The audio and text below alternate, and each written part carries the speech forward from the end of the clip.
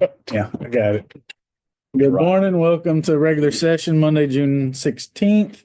We have a full quorum present. Carrie, you certified meeting properly posted. Yes.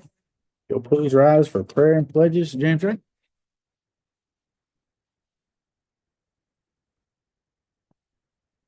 Father, we come this morning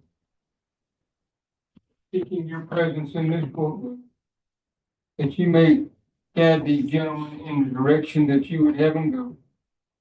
May they yield to you only.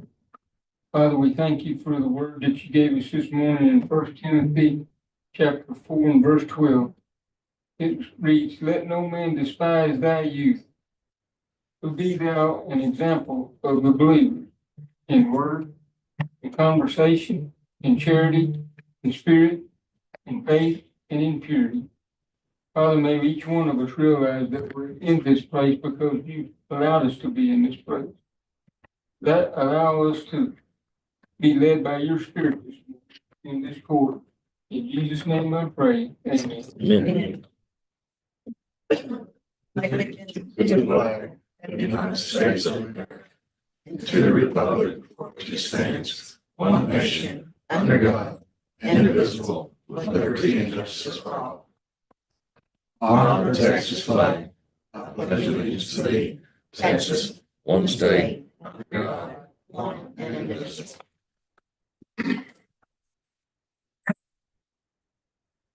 Didn't receive any citizens input. Got any? Consent agenda contains 14 items. 13. 4 and 13. Make a motion, we accept the consent agenda for number 4 and number 13. Second that. Moving second, all in favor, raise your right hand. Motion carries. Number 4, approve payments of claims and invoices submitted for payments. I was reading through here, we got Harris County total violations for EMS traveling on those. Why do we not have easy tags for them? You'll be seeing my name in there probably too, because we went through there a while back and we couldn't get through traffic any other way. But I don't know our circumstances. How much do we actually go down there? That's she online. Rachel, you out there?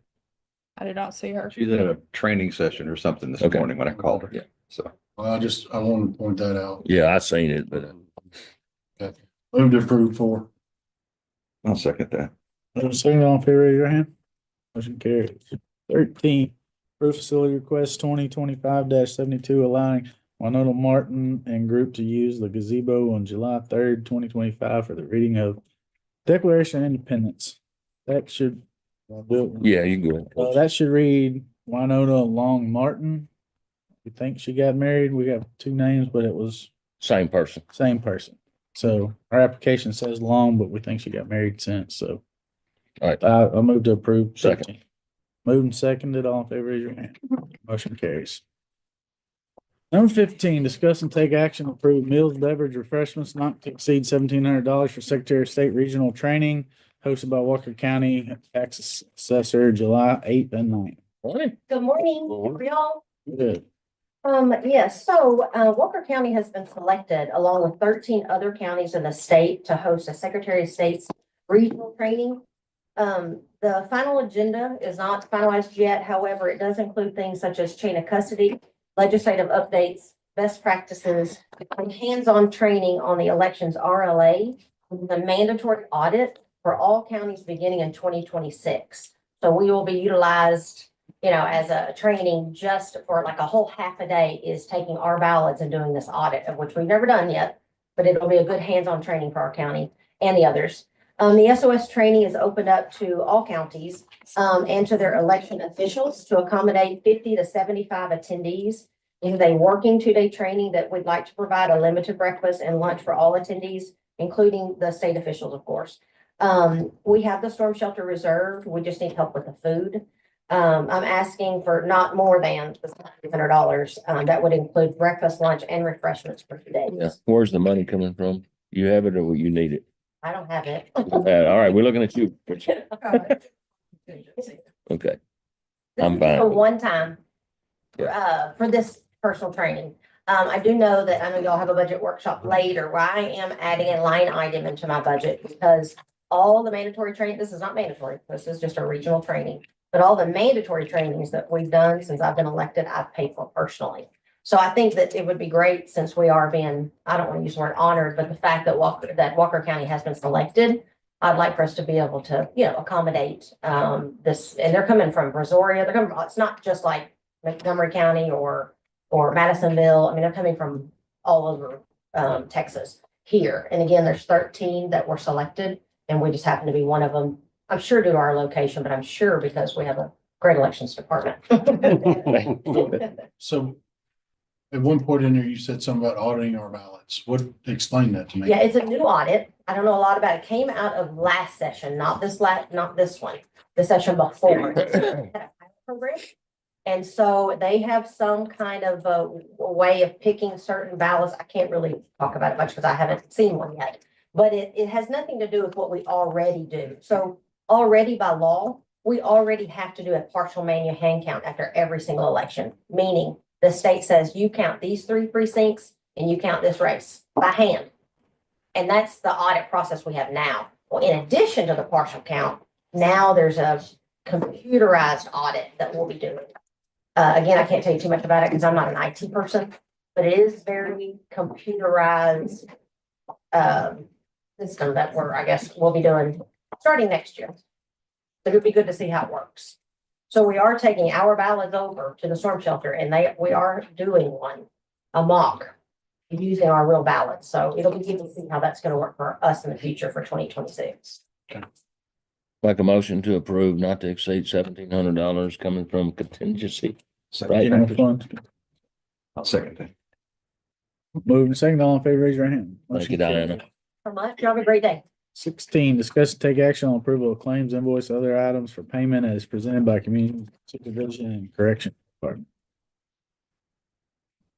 Yes, ma'am. I was gonna say, normally these would have been presented as part of the bill paying, but mix up. So Kristen put it on the agenda.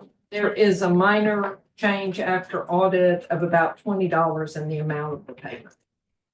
Everything else was good? Yes. Make the motion, we accept number 16. As presented. I'll second that. Moving second, all in favor, raise your hand. Motion carries.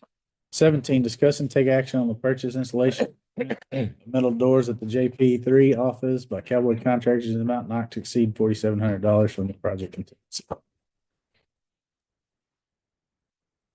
Judge?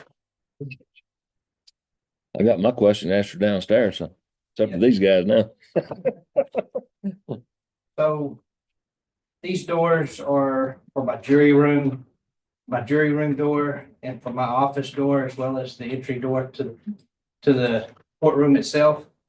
Basically, the doors that are there now are hollow.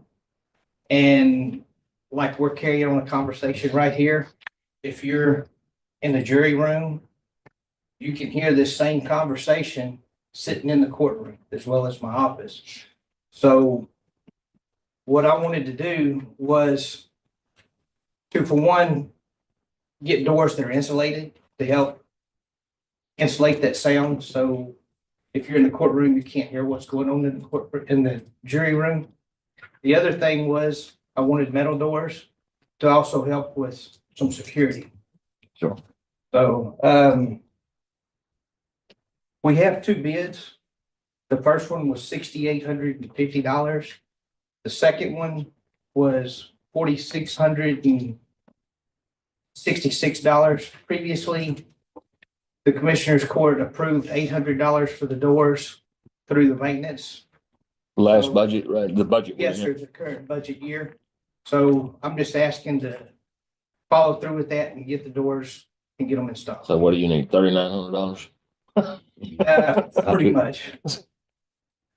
Okay, well, I'm gonna make the motion to approve agenda item 17, not to exceed $4,700 with $4,000 coming from project contingency and then budget balance this year first.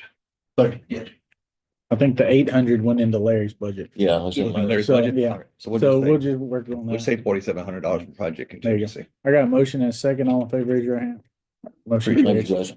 Thank you. 18, we're gonna pass. 19, discuss and take action to authorize the purchase of rapid recovery license in the amount of $23,104.70 to be paid from the IT project funds. Dan online? Yes, Morning, sir. Dan. Good morning. So Rapid Recovery is our backup software. We've had it for 10+ years.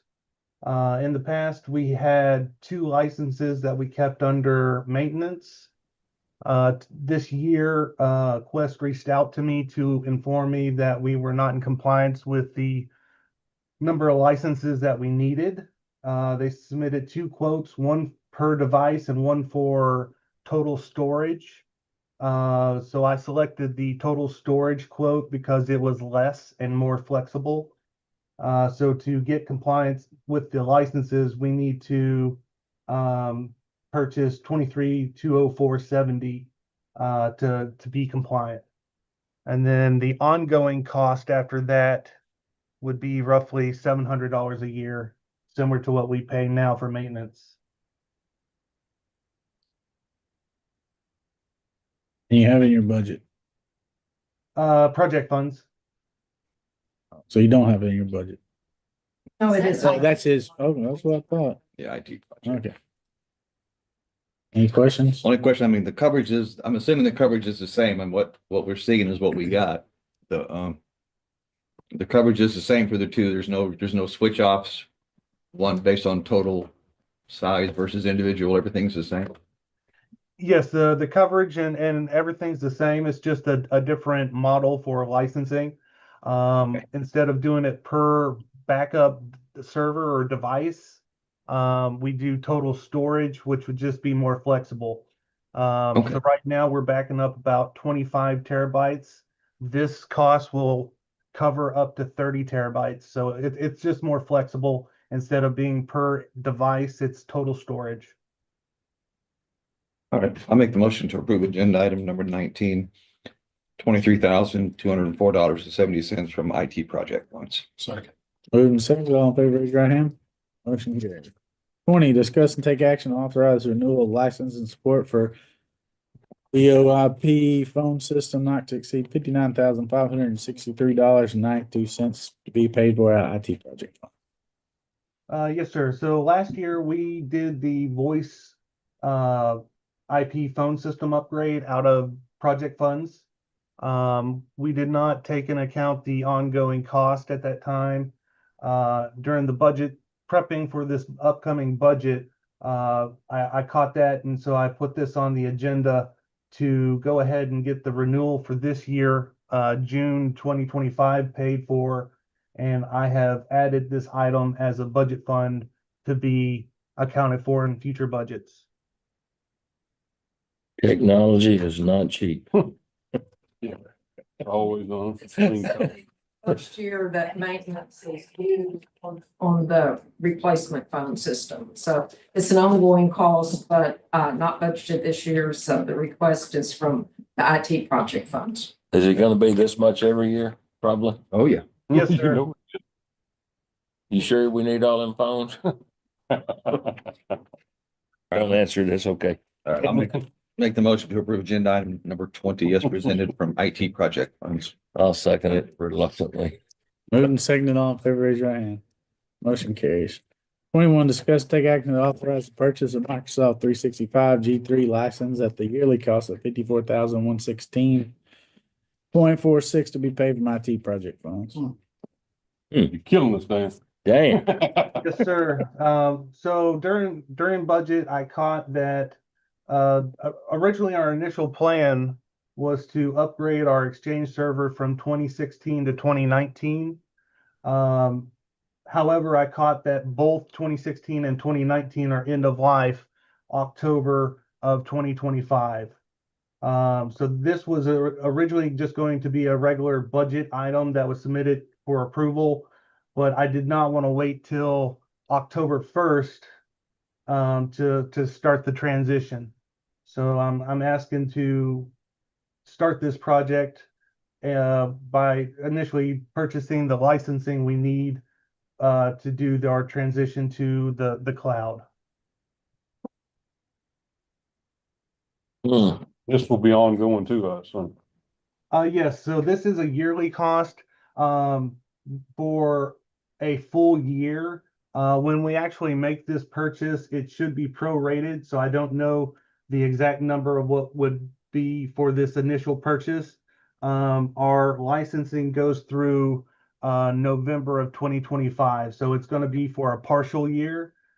But the price notated is for a full year and an ongoing cost. That was my question. So Dan, it says Adobe and Microsoft software. Does that mean that we are gonna get Adobe and not have to do individual Adobe for every department? Where do you see Adobe, sir? I'm sorry. On On contract. contract name? Let me see. Let me look at the.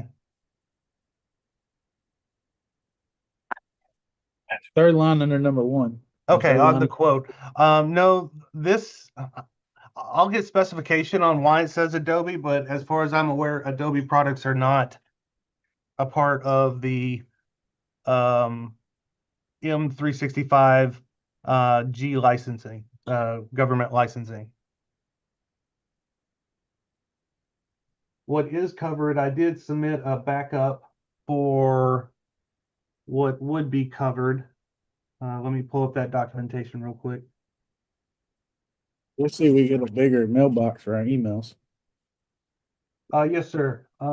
Which that is one issue that we're currently battling with some people having to have their mailbox increased. So it's 100 gigs per mailbox with a auto expanding auto archive. So that will alleviate the issue with space for mailbox. Of course, it includes Microsoft Teams and meetings, SharePoint with individual OneDrive storage of 1 terabyte per employee. Then it has other benefits of data retention, labels, data loss prevention for email and files, sensitive labeling. Let's see. But yeah, I'll get clarification, but Adobe products are not. I don't know why SHI has it labeled that way, but I'll get clarification on it for you. Yeah, in looking at it, it's, I think line one tells us what they're quoting. And then the contract name, which is just how they label it internally, probably covers that and would be my guess, but definitely needs to be followed up. And we'll need to know what level of, if it's part of it.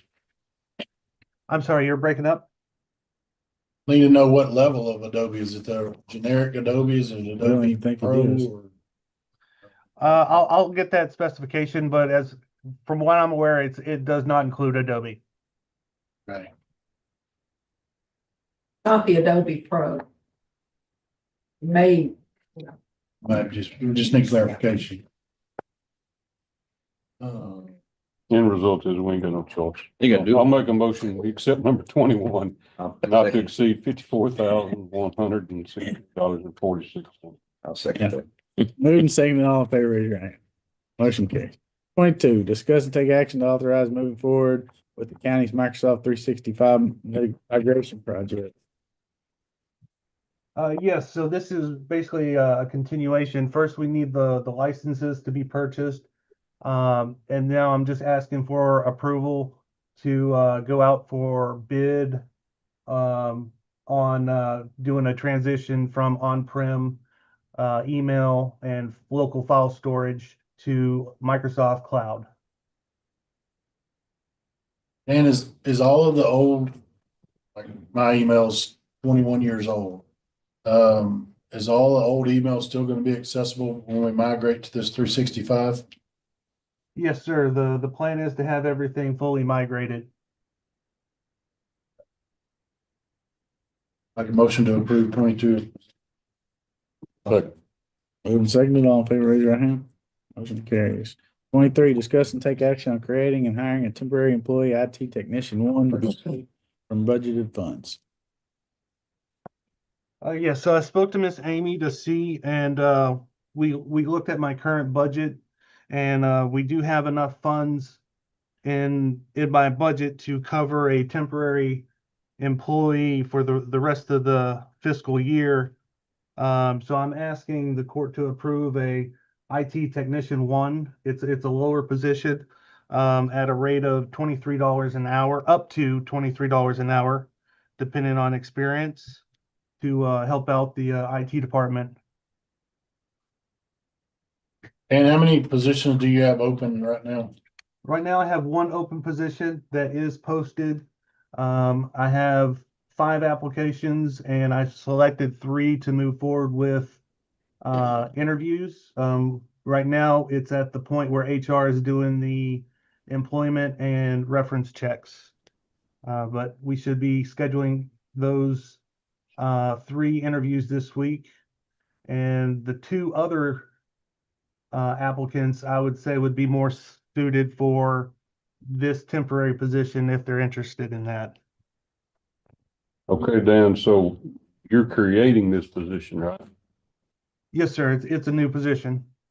And where do we, I mean, so where are you getting the money from, I guess is my question, because all your money is tied up with your other employees, your other position. It's already budgeted funds in the salary. It's coming from when positions were vacant or not paid at market. So you got the money.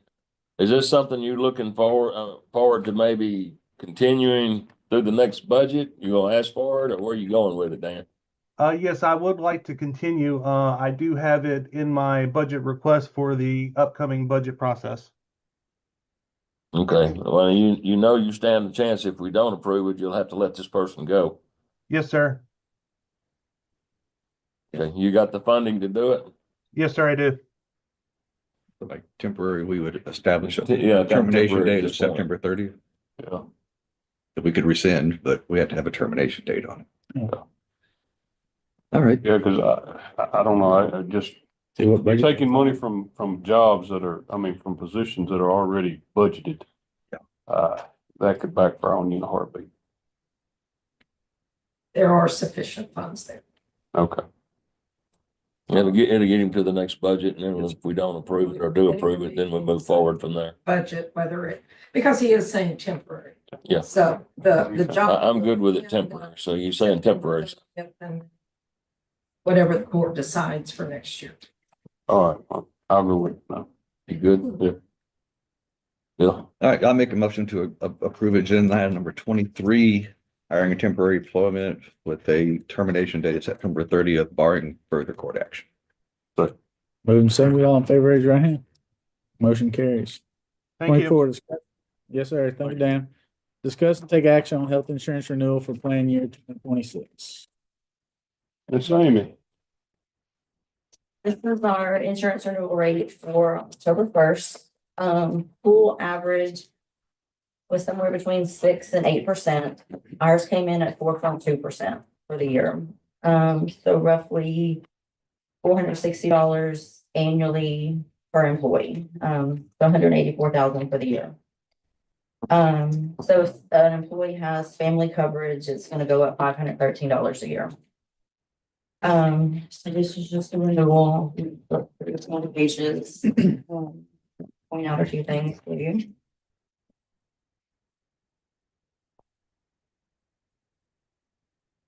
It's not bad. I mean, it's bad, but it's not as bad as we expected. Or not as bad as I I, heard $800. not as bad as I. We kept the incentive program in for this year as well. I feel like that maybe is what is contributing to some of our numbers, because we're doing, if our employees go for the physicals, they get the 4 or 6 hours. So I think that's catching some things that may contribute down the road to some bigger problems. So we're catching those early. I thought it was all our hula hooping at the health fair. That's just Bailey. Probably a big part of it. So we're keeping that. The major change is going to be on the pharmacy side. CVS and Kroger are no longer gonna be included as pharmacies that we can use. So they said they're gonna reach out to everybody that uses those pharmacies. That's the only drawback to all of this, but I want to let y'all be aware. So what is the purpose of that? Why are they doing that? That's the two major pharmacies in this county. They did not, I think Kroger they dropped TDCJ a couple years ago, I Did they? think. Yeah, my wife had to move hers. it just said to help with rising pharmacy costs and enhance overall prescription drug savings. That they're gonna transition to a more focused network as part of this. CVS, Kroger, United Pharmacy, and Albertsons will no longer be included. Well, who do they include? HEB, Brookshire's, Walgreens, Walgreens. I don't know which one. Walmart. Same. Sam's. Yeah. You have to go south to do that. If you sit in the line at Walgreens, it'd be faster to go to see them. That's true. Which one's which? Which one's Walgreens, which one's CVS? Walgreens on the right, see, Like Perico's. Which way we going? turning on Oh. 75. Yeah, we moved ours and it wasn't that big of a deal. It's all same stuff. I'll just have to move. So the ones you were talking about, Amy, what you call it? Pharmacy? No, the ones in the, yeah, I'm drawing a blank now. It's what I asked Ms. Patricia about a while ago. The bill, is that the doctor's visits, the physicals? Okay. Is that what That I asked you was, about? You were asking about the payments for the physicals. That's basically when an employee's being hired. Okay, that's the new employee. Yeah, Okay. this is totally This is different. just your Yeah, yearly. so now, like on our incentive program, if you go to the doctor yearly, you do your yearly physical checkup. Insurance pays that, you pay your copay. We then in turn give you 4 hours of comp time to use later on.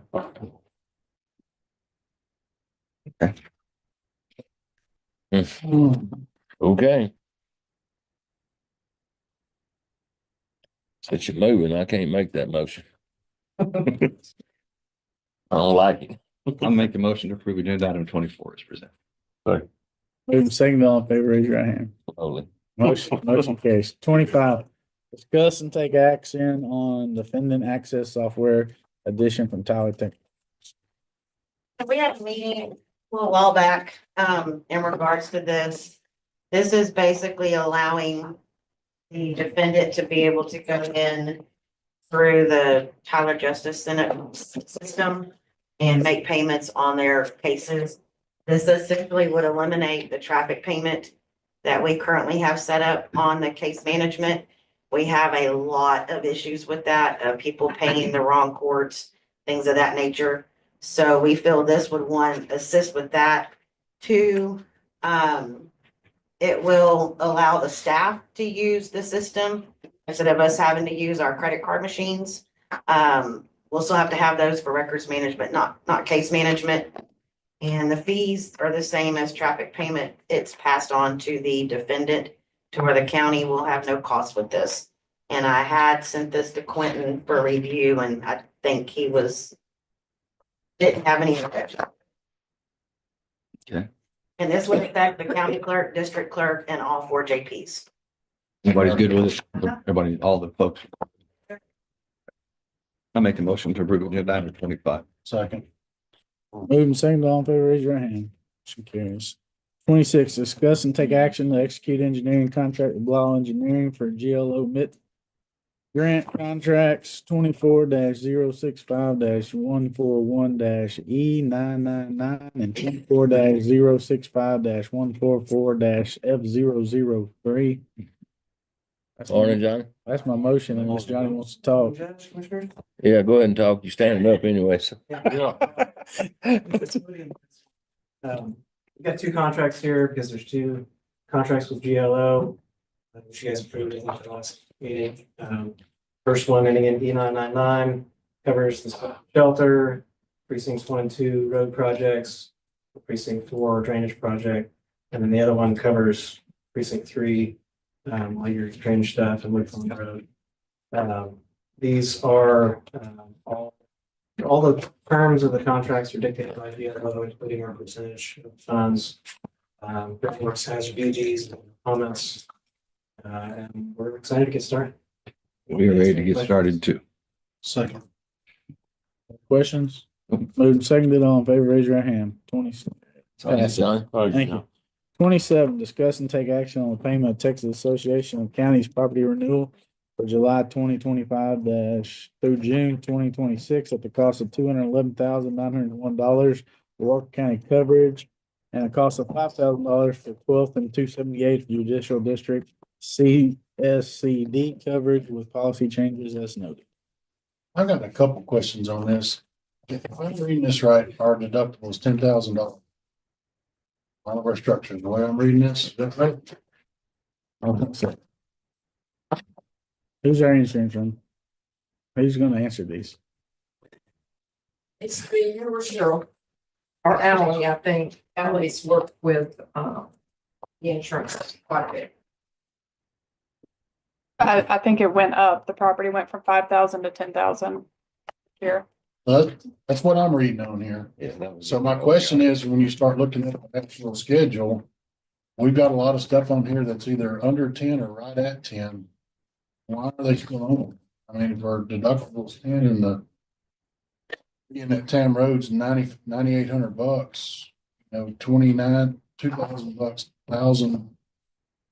Why are we insuring them? I mean, it's not much money to insure them, but insure them for less than a deductible. Ally, are we insuring the replacement value? I believe. I would think it probably is. If so, that may be the reason, but I don't know I'm the. thinking the Tam Road is if something goes down on one greenhouse, it's probably gonna hit the rest of them or the cover. Pile up 5 or 6, 7 of them. Little twist or wind damage, something like that. I don't know. Or Like that walkway at Pavilion 4 at Tam Roads, $1,150, pay $3 a year. Well, that's very minor, but if you're 1,000, it makes sense to insure. Deductible's $10,000. We can always, Well, yeah, but I mean, to replace it, you're not gonna. And that's my question. Yeah. Is that a replacement value? Because that $1,100, I'm sure nowadays is gonna go to Yeah. $15,000 and $20,000. I get that, but I don't know. I'm not the insurance person, so I can't answer your questions. I know we've kept everything, every structure. The only thing, unless it's been taken down, like if it's been removed, then that's when things have been removed in the past. Is this part of the liability policy too, or not? This is just structures? This is just structures. Just structure. I think that's why it's important. We know that they're building stuff when it comes up. Well, and I'm not 100% sure, but like all that stuff out there, I think they built They did. all that stuff.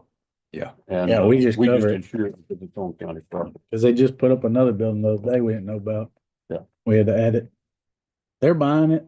The greenhouses on, they're Yeah. paying for it. We're just covering insurance. We didn't cost us a penny to put it up. Let's pick on Bill. Road and Bridge Precinct 3 storage. Building's value 67, the contents 38, and I'm not being mean to you, but the total value is 25. I mean, costing us $26 a year when our deductible is $10,000. right, that is that's the constable storage building that he keeps his stuff locked up inside of. Yeah. You know what we could do? We could actually, I mean, I think we make the motion to approve the payment. But whatever days physically due between now and then, let's spend a little time going down and then if the department head, maybe ask the department heads to review their things. And if they say, yeah, Well, like your carport's on $6,900, 7,000. Yeah. When the last one blew over, we didn't claim it, right? Didn't we just, we moved it to junk, no, I never had a carport blow over. those little storage things? Yeah, I never had it. There's one at the jail that blew over. Those- Yeah, it was. Sheriff's Department. No, right. I think, I mean, this is kind of quick. But, I think, like I said, I think we can make my motion is gonna be approved agenda item number 27. As presented, but, and we could ask the department heads or whoever's in charge of this, ask the department heads to look at items that they think they might want to recommend to pull. Well, if we could get, if it is replacement value, I've got some stuff that does need to blow down. Yeah. Yeah. Come look at some of my buildings. Ms. Allen? My suggestion would be to get a representative from Tax. PAC to answer these questions. That's what kind of where I think we need to go to, Tricia, because I can't answer them and. Well, it was different. I mean, they went up from 5 to 12 to 10. So, So- I mean, it's different now. So To I actually explain the coverage that's Correct. there. Is it replacement value? Is it Yeah. value at the cost of the time the destruction takes place, or exactly how it's calculated? And that probably would help in your decision making. Yeah, so, but my only question is that this is the renewal for July. So I'm assuming this bill is due this Friday or something like that, that I don't know when it's due. It's But- due July 1st, It's due July 1, so we have two weeks. but they only send us 30 days out the invoice. Yeah. So that's why it's on right now. Sure. Yeah. We're paying for the scale office at the weight station, the canopy at the weight station. I know one of those storage buildings, and I think both of them moved when they put that when they put that building. new building. I think it really needs to be going over with pretty heavy. Yeah, we probably get a credit back. Yeah, If I would. the tax does it. That's what I'm saying. I think we should pay it to stay under coverage. And then I like the idea of calling a tax person over and going. Yeah, over go ahead this. and get a call into them And like if things that. can drop off, they can credit it back. Yeah. So that's my motion to approve agenda item You done, 27. Brandon? I'm sorry. All right, one more. We've Six. had this debacle with the Veteran Center. Is it ours? Is it not ours? It's insured on here too. The veterans buildings insured. And we've been told it doesn't belong to us, right, Quentin? Is that veterans building ours or not? Are you talking about the Hearts? The Hearts, yeah. The Hearts. And there are contents included. Which one county property? Yeah, it's gonna have to be, Yeah. that'll have to be insured for that. It's on our property. Building is theirs. Property is the county. Okay. I've had lots of problems when we have these kind of issues. Mhm. Yeah. It should have, we go back in time, it should have never happened, but it did. Yeah. We have something out there by you that's similar behind you over there that should have never happened either. So what do you do about it? Well, Yeah. I know like in our situation, if it ceases to exist, Then the it, building goes back to the county, all the improvement. So, do you keep insurance on it for that? I guess that's some justification. Yeah. Yeah, I think you have to. Yeah. I mean, it's some money, but it's not a ton of money. It's some money. It's 10 grand. Yeah. 11 grand. Yeah. And if we get a TAC representative out here, we got a lot of site improvements, like here's one at the JP4. It's a site improvement for $6,500. If that was a parking lot, then there's a lot of them on here. Yeah. I think we need to go over it very heavy and look, at least figure out what we're insuring. sounds like that's a committee you need to form with that Judge. Not with me. We're gonna put you on it with them? I don't think you won't be on there. Be like, drop it. We'll get Ally to set up with Cheryl and have a meeting with the TAC, and we'll send y'all an invite and y'all can come to it. Any department head. We'll send that out send the list to every department, get them to review, and then Yeah, yeah, that work? yeah, absolutely. It's my motion and you seconded my motion. I'll second. Okay, moving second, all in favor, raise your hand. Yeah. Motion carries. 28, public hearing concerning amendments to county subdivision regulations under chapter 232 of Texas local government code. Before we jump on that, can we push those to the end? We got some folks that want some stuff and this might go long. I have no idea. 5 minutes or an hour. It's not gonna take 5 minutes. So my thought is I'd like those people to put input in on it instead of just getting their thing approved and leaving. Well, that's not gonna affect them because they're already approved for their subdivision, the ones that are here. But they might have another one coming. Yeah, it's, if they do any more in the future, it's definitely is what it is, but yeah. All right, 940.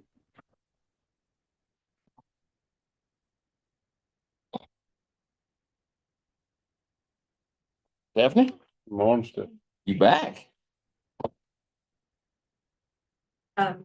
We provided two options. Yeah. For you. Option A is, the concrete only, try to label it for you, concrete only option. Option B has, both concrete and asphalt, but it limits the use of asphalt to, tracts that are 3 acres and greater. And, it also increases some of the asphalt thicknesses and the subgrade thickness, the details.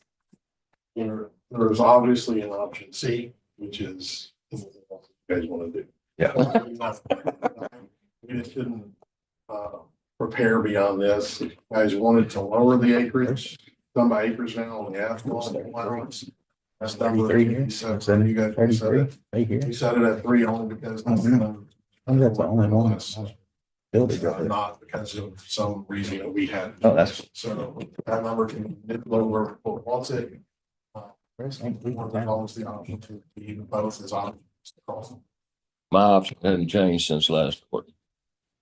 I don't know about the other side.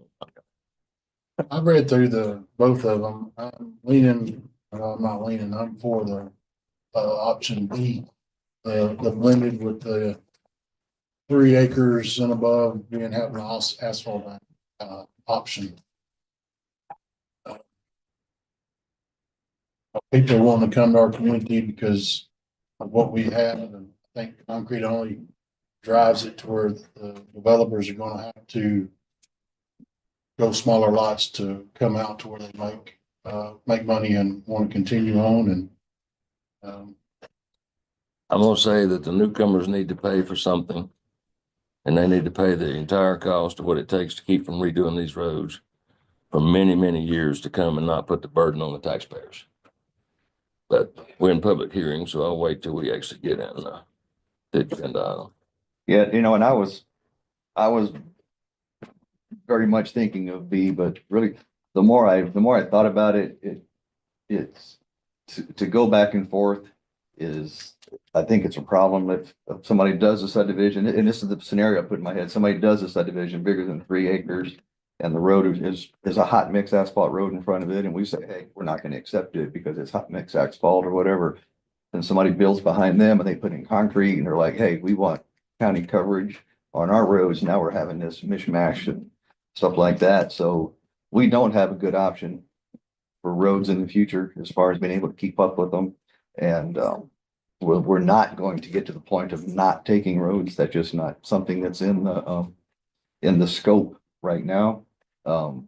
I've just decided, I think option A is what works for me. So I'm glad to see you come around, Boo. it was a hard come around. I ain't all the way there. I wish we had another option. I really do. I wish we had another option that can take care. I mean, we're now, you go back 10 years, like we said before, I could mention it here. And I'll pick on Grand Ranch, but if Grand Ranch had come 10 years and we knew what we would have this many years later, we might have, it might have been like, you know what, that's gonna be your private subdivision. Y'all can have it, or make your roads concrete or something. But that area is doomed to fail maintenance wise. It just is. Ain't no Well, way in the It's world. gonna take a lot of money to fix it. The thing about it is that the people that's moving here now are not really country people. They're coming from the cities. And they don't fit well with asphalt and silk coat roads at all. They really don't. I mean, and really they need curb gutter, honestly. They need to be paying for storm drainage and everything else to pacify what their needs are, but I don't think we can ever get there. But Yeah, and the city's coming our way. And it's not just the people, it's the city's coming our way. it's the people are the city though. Yeah, and the improvements are, what they expect is coming with them. And when if you have a neighborhood of 500 homes and that's what they expect, it's hard to say, no, we're going to give you an asphalt road, and 6 years from now, after the garbage trucks have tore it up, you're going to be mad at us. And we can't afford to do anything we can't else. do anything about it. It comes back to your subdivision that you paid this year. Did you get those years to save up and Yeah, wiped out your long budget? time. Yeah, yeah, we did the same thing on Timberwell. Long time. You know, I had to save for a good while and we're saving for some other roads right now. Yeah, so it's, I mean, it's painful. And we could, you know, it's the argument we see on Facebook all the time is, how come y'all don't fix them? And we're like, you know, give us a nickel on the tax rate. Yeah. We can have some fun. But the biggest conversation is we want that nickel back and y'all fix them. Mhm. So the only way we can get in the middle is like, look, let's build something that's gonna stay, that we don't have to have that nickel to go mess with. And I don't know any other way around it. So it was a tough realization, but, It hurts. but, you know, just hurt for a second. Yeah. And once I got past it, I was like, you know, it's just the cost of doing business. They just- Well, and it kind of reflects back on what Ronnie said, you know, we have people already, you know, and we're here to protect them people. Yeah. The new people coming in and developers need to pay for whatever they want, Yeah. you know, not leaving it back on the taxpayers that have been here forever. Yeah. You know, and it is a different kind of people. I feel sorry for the Texas Grand Ranch bunch, who inherits that, because it is gonna be a nightmare. Because we You do know, the same because stuff. they are different people, you You know. know, we hear the stuff, you know, I paid $800,000 for my house. How come my road's not paved? Yeah. And, or how come it paved and I've been here 18 months and right down the edge where the garbage trucks go was just tore up. What are you gonna do about it? Well, then you throw this book at them and say, look, you know, this is what I got to work with, and they don't care, you know? Yeah. So. So that's kind of where I'm at. I'm that guy. I'm making a couple of notes. One is, just so you guys notice, Stephanie's office did work to prepare an improved asphalt standard. That's additional subgrade. It's gonna add costs, but it may improve performance. The second thing that I want to point out, I think everybody's aware of this, but just for the room, even if whatever you guys adopt, you know, there's areas of the county where our regulations don't set what gets constructed, right? Right. So you're still gonna have that side issue to do. Absolutely. So this is a significant departure if you guys made this move either way, Mhm. what we've done in the past. Right. And so it will widen some of the gaps that we have between our code and other It codes. still ain't gonna fix, we got neighborhoods that are getting built and sold, and we still ain't even got a plot from them yet. Right. Yes, sir. Yeah, I won't fix that at all. But kind of go back to what you So- talked about inside the ETJ and stuff like that. You know, like we said, in Sterling Ridge, that contractor voluntarily stepped away from hot mix and is going with concrete. He knows, he said it's a little more expensive up front, but I'm done with it and I don't gotta worry about the phone calls. You know, and a bad subgrade under concrete is bad, but it's not near as bad as a bad subgrade under a hot mix road that an engineer signs off and puts his name on it, hands it to us and says, this will work, then. Then they have 4 years to, later- then they have to eat it. So. Yeah, 4 years later, You're eating. yeah, it don't work and you're like, all right, that's what we got. So, I did see, in both of these, A and B, that we were doing away, and this is Stephanie's question, the HDPE. All right, Yes. So HDPE is not as strong of a pipe as polypropylene Mhm. or RCP. And so, even some of the manufacturers are recommending you put the polypropylene in place they underneath roadways. You have concerns about your roads lasting longer, and my recommendation is to remove the HDPE options underneath the pavement. Yeah. So if you've got a curb and gutter system where you've got storm sewer, you could have that storm sewer installed behind the back of curb. So you have a C inlet that sits somewhat behind the curb. You could have that Yeah. storm sewer Yeah, they- parallel and adjacent. Yeah. to the curb, just not those crossings. And Underneath. to that point, I don't want to step on those or elongate this session. You guys had sort of both drafts. The two drafts include several things that are mirrored in both drafts. That's one of those things. If you'd like, we can go over them, you know, individually and go through the red line with the court. If you guys want us to, as an option. If you don't want to do that, if you've read it and you don't want to do that, that's fine too. Either way you guys want to do it, we could do it. Both of them include a blanket list of changes that were, there's only a couple, I think, that fell into that line of technicality in changing a standard. The bulk of them had to do with clarity and administration of the code. But we'll be glad to go over the red line if you guys want. It's up to you guys. So what was, hold on, Brad, I didn't mean to interrupt you, but the the changing from the coverage, is that because of the new standards, TxDOT standards? Is that the 24 standard? That actually allows HTTP. Okay. Yeah, and Is my understanding. I'm not as excited about that one as other folks might be. I don't want to, because when I replace a culvert across the road, that's what I use. If I can put a foot of cover over the top of it and I encase it in cement stabilized sand or rock or whatever like that, I'm done from now on. I don't want to mess with concrete culverts because that's what I'm digging up to replace with my HDPE. I don't want to mess with tin horns and steel, and I can't regulate a new contractor to say, hey, you can't do that. And then me on the next block over, dig up and do it. I can't do that. Well, you're doing it for a reason, Bill. It's cheaper. No, No, I mean, no, I would much. That's the difference between maintenance and construction too. No, but I'm not gonna, I don't I want. mean, you take honestly, you take a concrete set of culverts. If you set them stabilized sand like they're engineered to set, Yeah. then you're done. You know, I mean, they don't burn out. They don't, they don't move because they're done right. Yeah. They're immovable. Right. That's That's plastic will burn out. That's what I'm saying, but that's what I'm saying. 2011, we lost a lot of culverts. But man, that's what I'm saying. The tin horns are gonna rot out. So, obviously, yes, we've got old concrete culverts. I'm still replacing. Yeah. But they were just thrown in the ground and set. Yeah, and that's what we run into. They separate because they wouldn't sit in stabilized material or whatever, but. And I get the reason you use them. I mean, I spent $16,000 the other day on one dang culvert. right. A steel culvert. I got one joint under the road. Just one joint in the street. And if it does move a little bit, it's forgiving. It moves with it. And if I do it like by the factory specs, it's a concrete culvert. It's got a foot of cement stabilized sand over it, down and under it, and it's there forever. So I don't like that one at all. And I don't see how a developer could say, hey, one standard for y'all is one standard for us. That's not fair. That's not the way it should be. You're right or it's wrong. And We're doing on the roads. What? That's what we're talking about doing on the roads. I was fixing to say the same thing. Same thing on our roads. Well, yeah. I mean, It I'm just going goes back to what you said. It's maintenance. So I mean, yeah, if I could afford to do it We right, can't build Yeah, what I would love we to. don't have the money to do it. yeah, I would love to. Yeah. yeah, Absolutely. we don't build new Oh. roads. We resurface existing roads. That's what we do.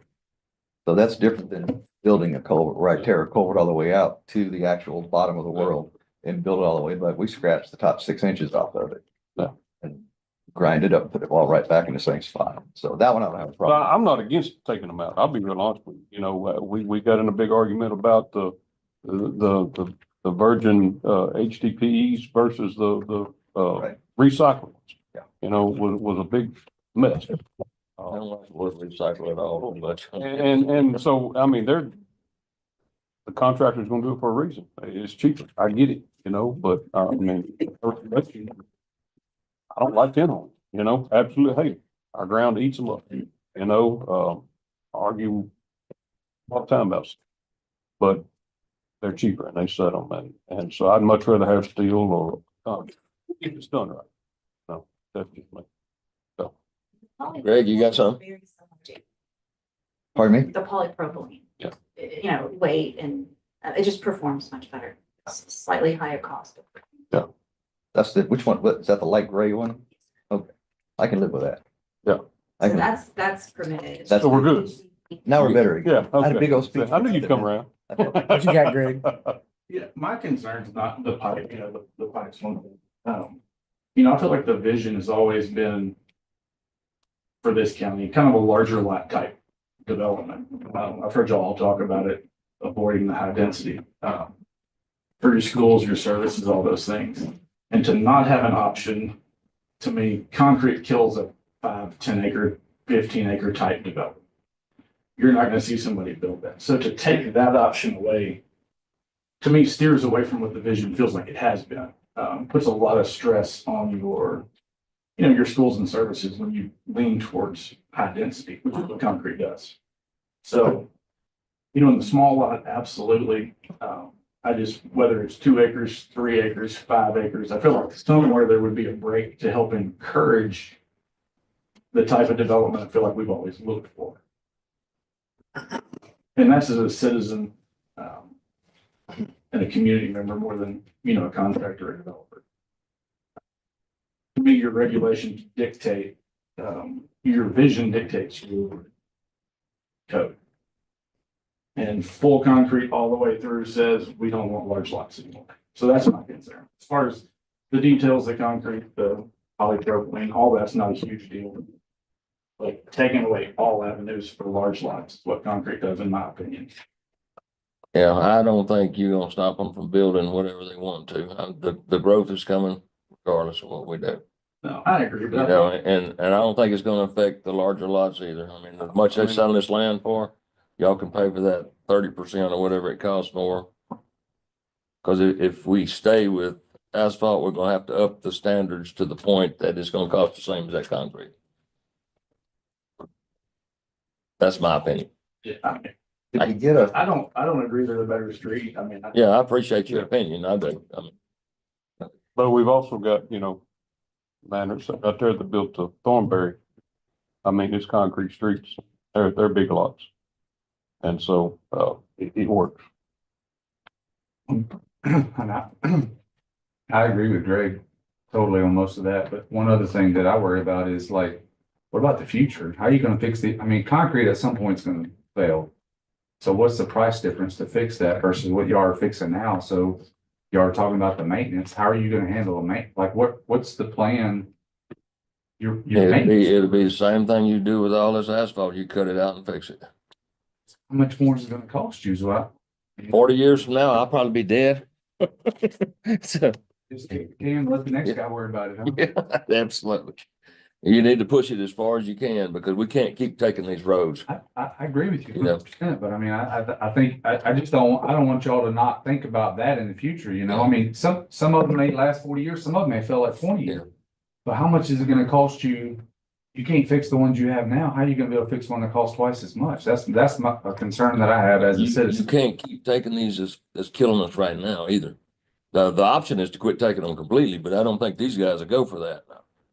I would have no problem to quit taking all the roads because they're not a benefit to the taxpayers. They're really not. I mean, what are they doing to help our taxpayers? And in the end, you still got the same headache, private or public. You're still gonna have the same headache. They still look. They're still gonna be calling you, and so, yeah. You do what you can. You hope it makes 40 years, and that's why they call it maintenance. Figure out what to do. Yeah. I You would, better be thinking down the road, though. This court better be thinking down. the Yeah, road. absolutely. Thinking down the road. Oh, we could fix it right now if you want to take out road bonds and fix all our roads. But are people gonna go for it? Absolutely not. I mean, we can fix it, but it takes nothing but money, and if we continue on like we're doing, we're sinking. Absolutely sinking. Tell me what we're doing is not working. I don't disagree with that, but I don't know that all I'm saying is I don't know that it's a better plan. I agree there needs to be a better plan, but that's just my 2 cents worth. Well, anytime you're dealing with infrastructure, it's no right or wrong, I mean, you do what you can and you do what you think's right and hopefully this works out if it goes through. Find out in a few years. Yeah, well, hopefully it's 40 years, and then nobody in this room, other than maybe some of these showing up young ones I see out here gonna win. I tell you, my road's gonna still be dirt. I'll, Greg, the statement Greg made, I will, I agree with that you will probably change the type of development that's coming in with a concrete street. You will have different people you'll have a different type of developer looking at development. If only concrete is allowed. It likely will, lean more towards a tighter lot. You still have an 80-foot frontage, so that's not, extremely dense development standard, but I agree with what Did option B have anything what I tied see. to the lot sizes? Did option B have anything tied to? 3 the- acres and bigger. Three 3 acres and larger. Because that was what was mentioned last time, that number can obviously be modified based on if the court wants to do that. So is there any avenue to? Obviously, y'all want to go towards concrete, which is fine. Is there any avenue to steer it towards bigger lots without, because I agree. I think it's everything's gonna go to the smallest lot possible, because that's the only thing you'll be able to afford. Is there any way that y'all can help control? Because as a citizen, I don't really want that, but is there any way y'all can help control build lines? Maybe change the frontage size, something to help say, hey. We've already done really all we can do, in my opinion. And I don't know how long it's gonna hold, depending on what our legislators do. Yeah, 85. 80-foot lots. Talking about the lot frontages, right? And I guess there's been tension about how much of that y'all can control or whatever. One thing y'all can control is build lines, right? To a certain point. So you're talking about building setbacks. Building setback lines, yes. So you may not be able to control the frontage, but if you put a building setback line that makes the lot not buildable, then by default, they have to build bigger lots, don't they? Correct. I don't, this is a question. I don't know. Now you're throwing us into that lawsuit that we don't. Correct me if I'm wrong, Andy. The current setbacks we have are mirrored off state. State. So there's some mention of setbacks in the state rule. There's also latitude. in the state. Well, I'm not gonna give you a legal opinion, but we're set at 25-foot front building setback lines right now. There is a strong precedent for a 25-foot building setback line. There are jurisdictions that have increased building setback lines beyond that. The court, if they want to look at it, we didn't really look at building setback lines this round of draft. There wasn't a lot of discussion previously in the court about updating or changing building setback lines. But the court wants to look into increasing building setback lines and potential reasons to do that would serve the public. Then, certainly it's something that we can look at. I don't pretend to give you legal advice on what type of or length of or depth of a building setback line would be sufficient and justifiable under a public need. Yeah, that last sentence is the tricky one. It'd be the side build lines you're talking about anyways to help. Yeah, side, front, I don't. So your side building setback lines, front building setback line affects several things. That's parking. Parking, those kinds of things, but the side building setback lines too, typically looking at a couple of things. Drainage would be one thing, between the structures, potential structures. And two, obviously this is a little outside of my expertise, but the ESD may have some recommendations related to fire codes. Or some of the fire departments may building setback lines related to fire and spread of fire. But there's some public interest things on sides of building setback lines as well. And we could certainly look at it. You guys want to look at updating those or changing those. It wasn't something that the court had mentioned they wanted us to relook at during this revision process, but it's something we certainly could. What about length of time of acceptance of roads? We changed, So we had that run. Option B that's has one of one. the red lines that's in here Option B has one. So For 2 years. It's 2 in years if both. it's asphalt, 1 year for concrete. Yeah, it's in the option B. It goes to 2 years if you do an asphalt road, 1 year if you do concrete. And that was my question in option A. Did we change it from 1 to 2? In option A, it's still 1, but you could change it to 2. if you want to. I still think that longer time on either one of them. I do too. I don't think a year's enough. Because what we're dealing with out there. And you still pour crappy concrete. Yeah. Plus you're So still I'd driving say dump trucks over it. I would go 2 on all of it. 2 all the way across. Yeah. We shouldn't need this year. I looked at one lot the other day that put in a pad and it's 12 foot of dirt on one side of it. 12 foot high. Yeah, 1 truckload at a time. Yeah. I started to go out there and measure it and figure the dirt, but I figured it was at least 1,000 loads. That's something. One lot. Yeah. So put that on our asphalt roads. Yeah. $70,000, 70,000 pound truck at 1,000 loads. That's a lot of weight. A lot. And of course, I don't know if Andy's been called on yet, but all their dirt is going down to the neighbors into the natural drain. So he may have a call before it's over. Well, then that brings up, not getting off subject here, but I know y'all have got these emails too from these guys about, and I hadn't heard anything on the federal side of it, but they're talking about raising the federal VFWs on these trucks. Like, Have you seen any? Yeah, I signed some opposing something to it for a while back. I mean, so, you know, if the feds do that, you know, you're More just adding fighting that over much it. more to it, Yeah. you know? I mean, when you can go 90,000 plus. Hey, they you can't know? even keep their road system together. Exactly. So why would you? Yeah. I can't see it Drive going down through, 45 but I know going y'all forward. have got the emails, Yeah. you know? Oh, yeah, all our farm to market roads are trash, you know? Even the interstate. Yeah. so do you guys have a punch list on your red line stuff, or is it just strictly in the document? I didn't see it in the, Yeah, it's in the document. We can go through it if you'd like to. It won't take a long we time. probably should if we're gonna vote I on think stuff. so. Yeah, let's rock.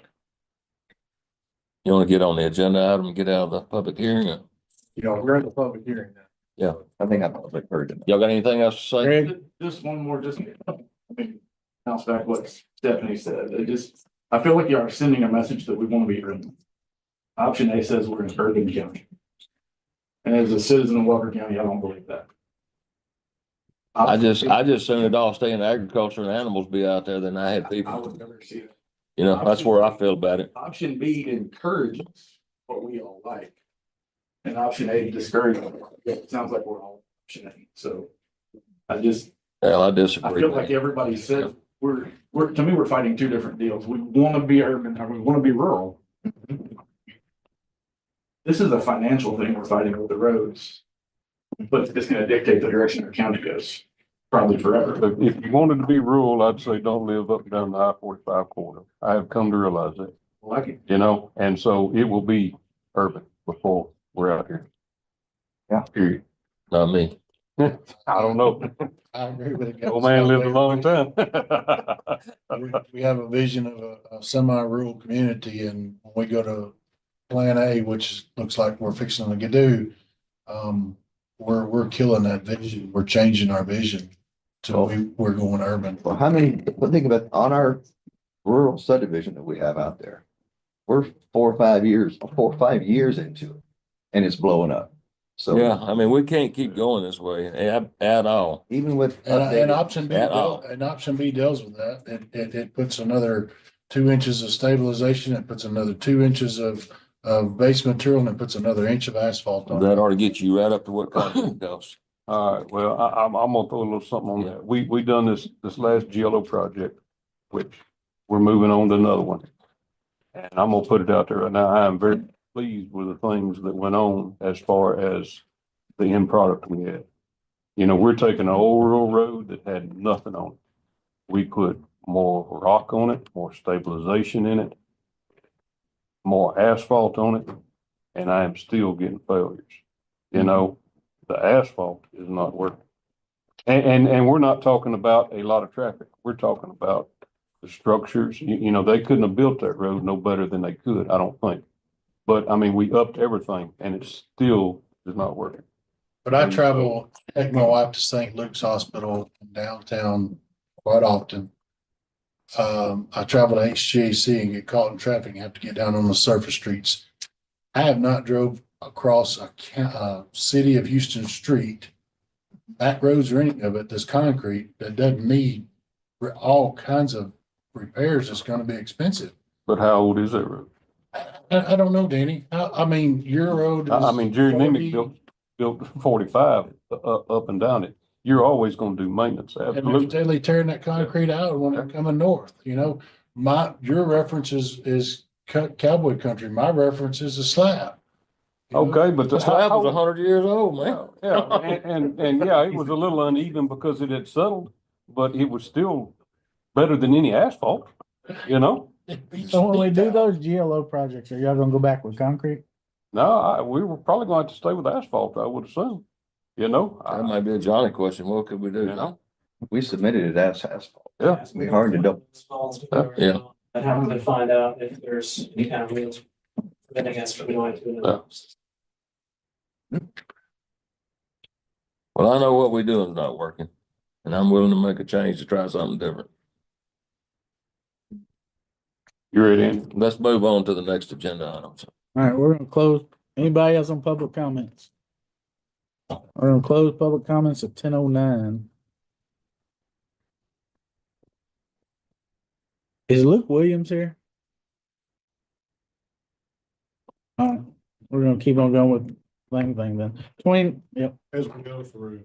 know that you closed public comments, but we're gonna go through in We're detail. still gonna let people talk. Okay.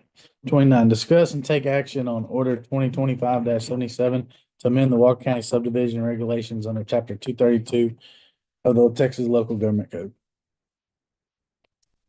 Go through option A, option B, or just the change. Side by side? Yeah, Side by side.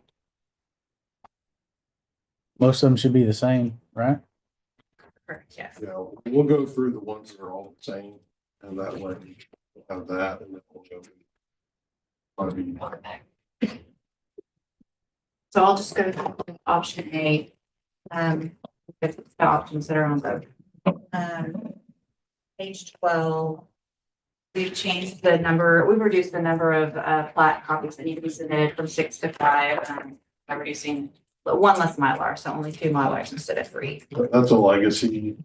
Every single Mylar, we have a Mylar, the third Mylar, we've been keeping it, but traditionally we required that because we had jurisdictions that wanted copies that no longer want copies. So we're dropping that down to 2. Page 22, 4.37. We organized the sentence to clarify that for major plats, you have to do a detailed study if you're in a zone A, or if you have a water course that receives more than 640 acres. So there's nothing in here that takes you out of compliance with the floodplain regs. It has some of its own requirements in it. This is just a requirement of the subdivision regs. All right. The 7.7. We've reduced the timeline from 90 days to 30 days to address any repairs that are needed that are identified during the maintenance period. The reason that we did that was 3 days for them to respond. Right. And 90 days means that we would have to have a review done 90 days prior to the expiration of the 12 month or 24 month. And then that gives them very little time to get to respond. That timeline then puts us past the bond date. So everybody's up to 30. If a developer says they need more time to make the repair. The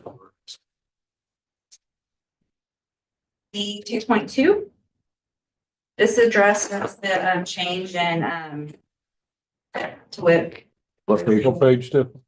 B 2.2. What page? 41.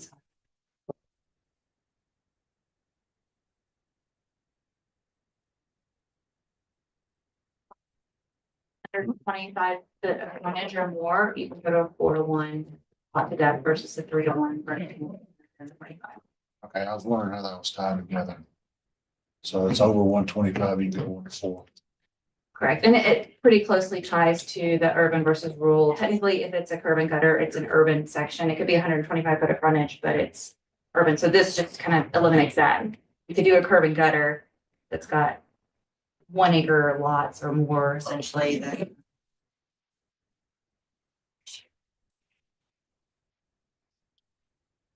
Page 45, B 4.7.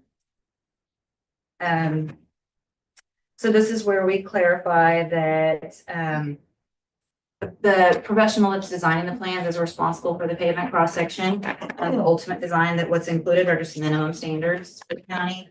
And they need to consider. That was a request last Commissioner's Court that we make that ultra clear. Yeah, we need to be building to the geotech standards. We don't need to be building to our minimum. It was already in there. We wanted to make it, based on the court's last comments, we wanted to make it ultra clear. So we included it here as well. And there's a few, we've repeated this language in the code a few times. And it specifically states that they need to include the traffic loading during and after construction in that design. Page 60. You're gonna go back. I'll go back. Yeah, I'll go back in a minute and compare the two side by side. This is just what's in both. Can you go back to page 45?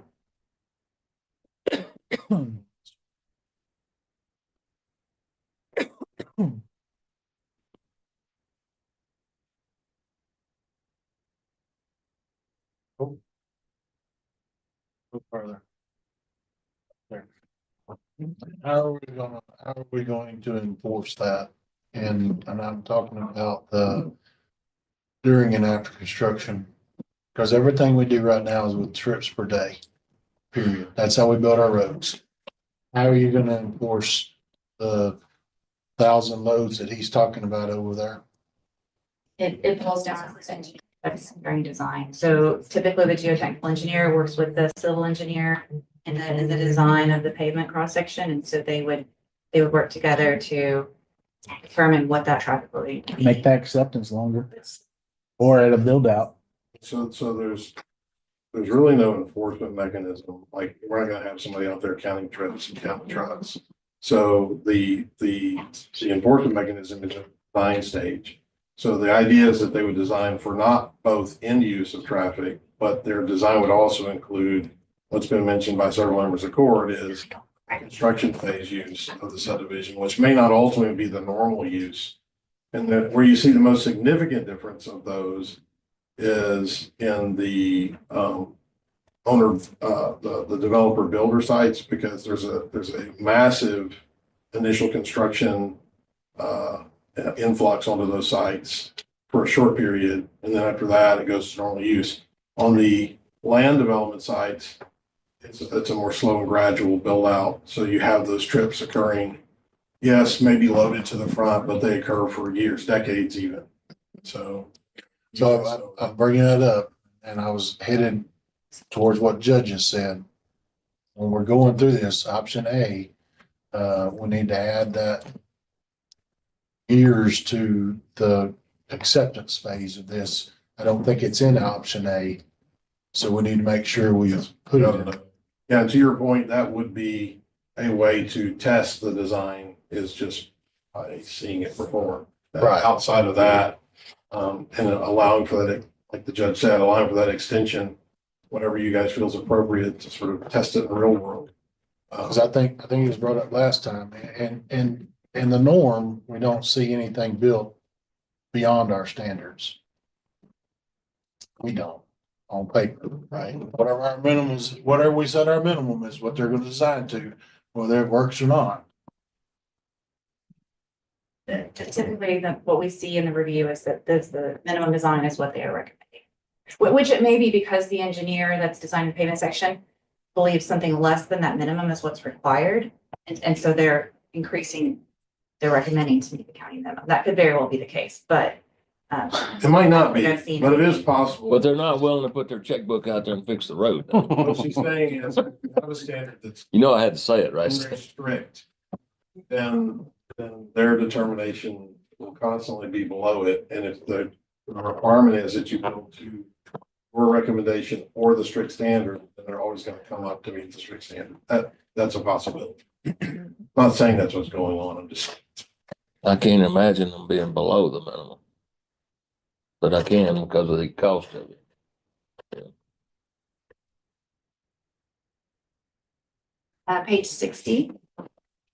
This is the section where we've addressed the HTPE and that currently it states that it's not permitted under, or the proposed revision is that it would state that it's not permitted underneath a roadway. And we've also added in B 12.12B, we've added additional language stating that the engineer is responsible for designing that the bedding and backfill for every pipe. So we've got minimum standards in here, but again, the only engineer is responsible for that. I'm good with the polypropylene. I can do the great pipe. That's. Do we have a supplier for it? Yeah. The same, the supplier that I deal with the most, they provide both, and they are more and more recommending that the HDPE not only be used in certain situations. So a lot of times they're recommending it not be under the roadway. A driveway is a different story. There's nothing in here that does not allow it to be under a driveway. There's nothing in the draft. And then next, if we go to page, let's go to page 76. And this is just something that we put on all the details. Again, I mentioned the language is being repeated, but this details a minimum standard, and the final detail shall be designed, signed, and sealed by a professional engineer. So that's on every detail sheet. They can use the detail, but if they're sealing it, they're Go to page 86. We've got, just again, another version of that same language that we put this on. Detail on the appendix sheet, the divider for each section. So the curb and gutter section, the curb details, the pipe, it all again refers to the professional engineer being responsible for the final design. And the last modification, page 96. Already covered that. Again, the HDPE, we added a note on the bottom left corner that states HDPE is not permitted under a public or private street. So we need to amend it. Scroll up just a little bit, or Yeah, labeling of the pipe is. the labeling of the pipe needs to be adjusted. Yeah, it does say HDPE there. So So that HDPE is still allowed. It's just not permitted under the street, under this draft regulation, if you approve it. So we still want a detail for, I think we still want a detail for HDPE because it can be installed in the right of way still. For example, like inlet to inlet that's behind the curb. So this detail applies to those types of pipes. okay, So that we have. unless you guys don't want to allow it at all, that's an option, but the way that it's now is not HDPE below the roads and streets, but if it's a pipe being used outside of that cover, then it would be allowed, which means we still need a standard for it. All right, so do we have a standard for the, what's the polypropylene pipe? Polypropylene, yes, sir. That, I believe it's the next. Yeah, detail. okay. Correct, yeah. So page 97 is the polypropylene. Okay, Which is almost identical to this. should be the same, yeah. All right. Okay. That's not cost. That's what we did, that's that. Stephanie, I didn't catch, or I don't remember in their distance, we had some problems with the distancings in between them. Is it still left up in this draft to the engineer, No, so the last page. or did you break it out? Yeah, they spread it out. Okay, I We couldn't did remember. that in May, so we just Yeah. added that detail. So page 99 has the most current detail. It also has the same note about HDPE not being allowed under the road. There it is. But it does have a There minimum it is. separation distance. Okay, I just missed it. To help. Yeah. I mean, the goal is to help everyone in the field know. Yeah. There's things installing instead of having to go look up the detail for that specific manufacturer. Common sense would tell you they're not supposed to touch, but obviously that slipped through some of them. Yeah.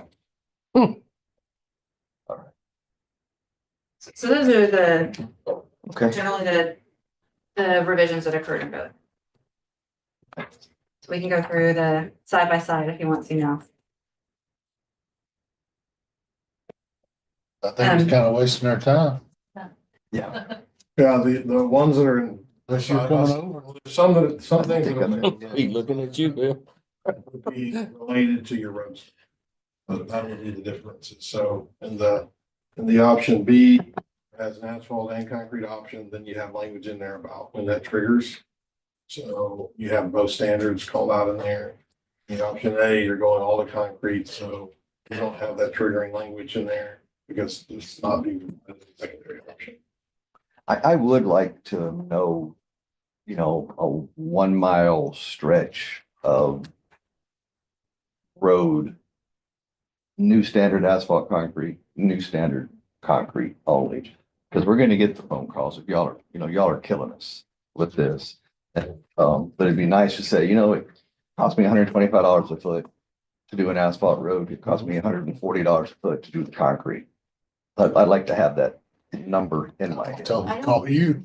I don't have the exact number right now, but it's about a 25-30% increase to go from asphalt to concrete. Yeah, that's the number. That number changes. So right now asphalt's really high.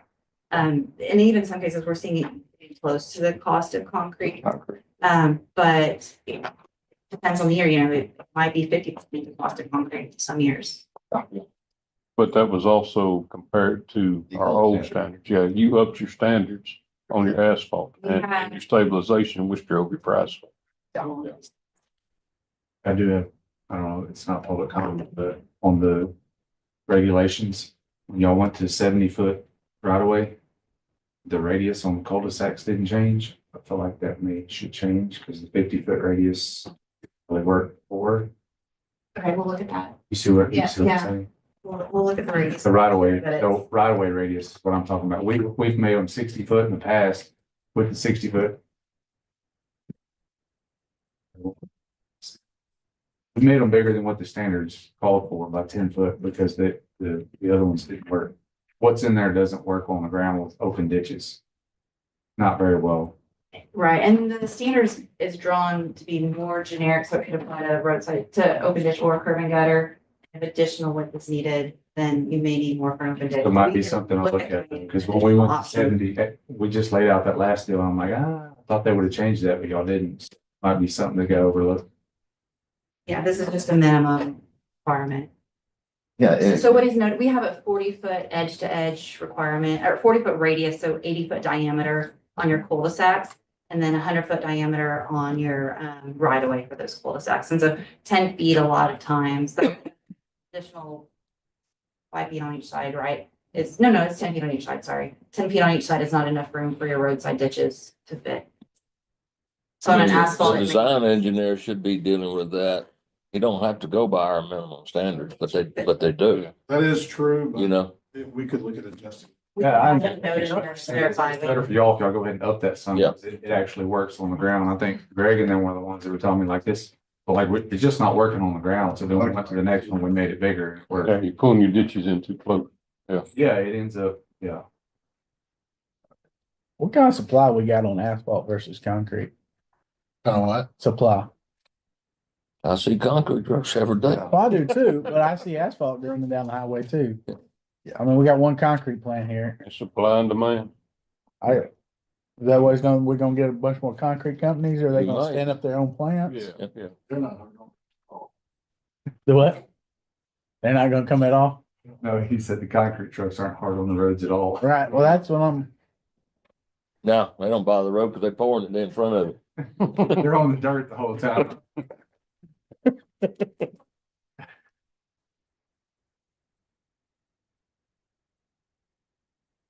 If we want to make that adjustment to the cul-de-sacs.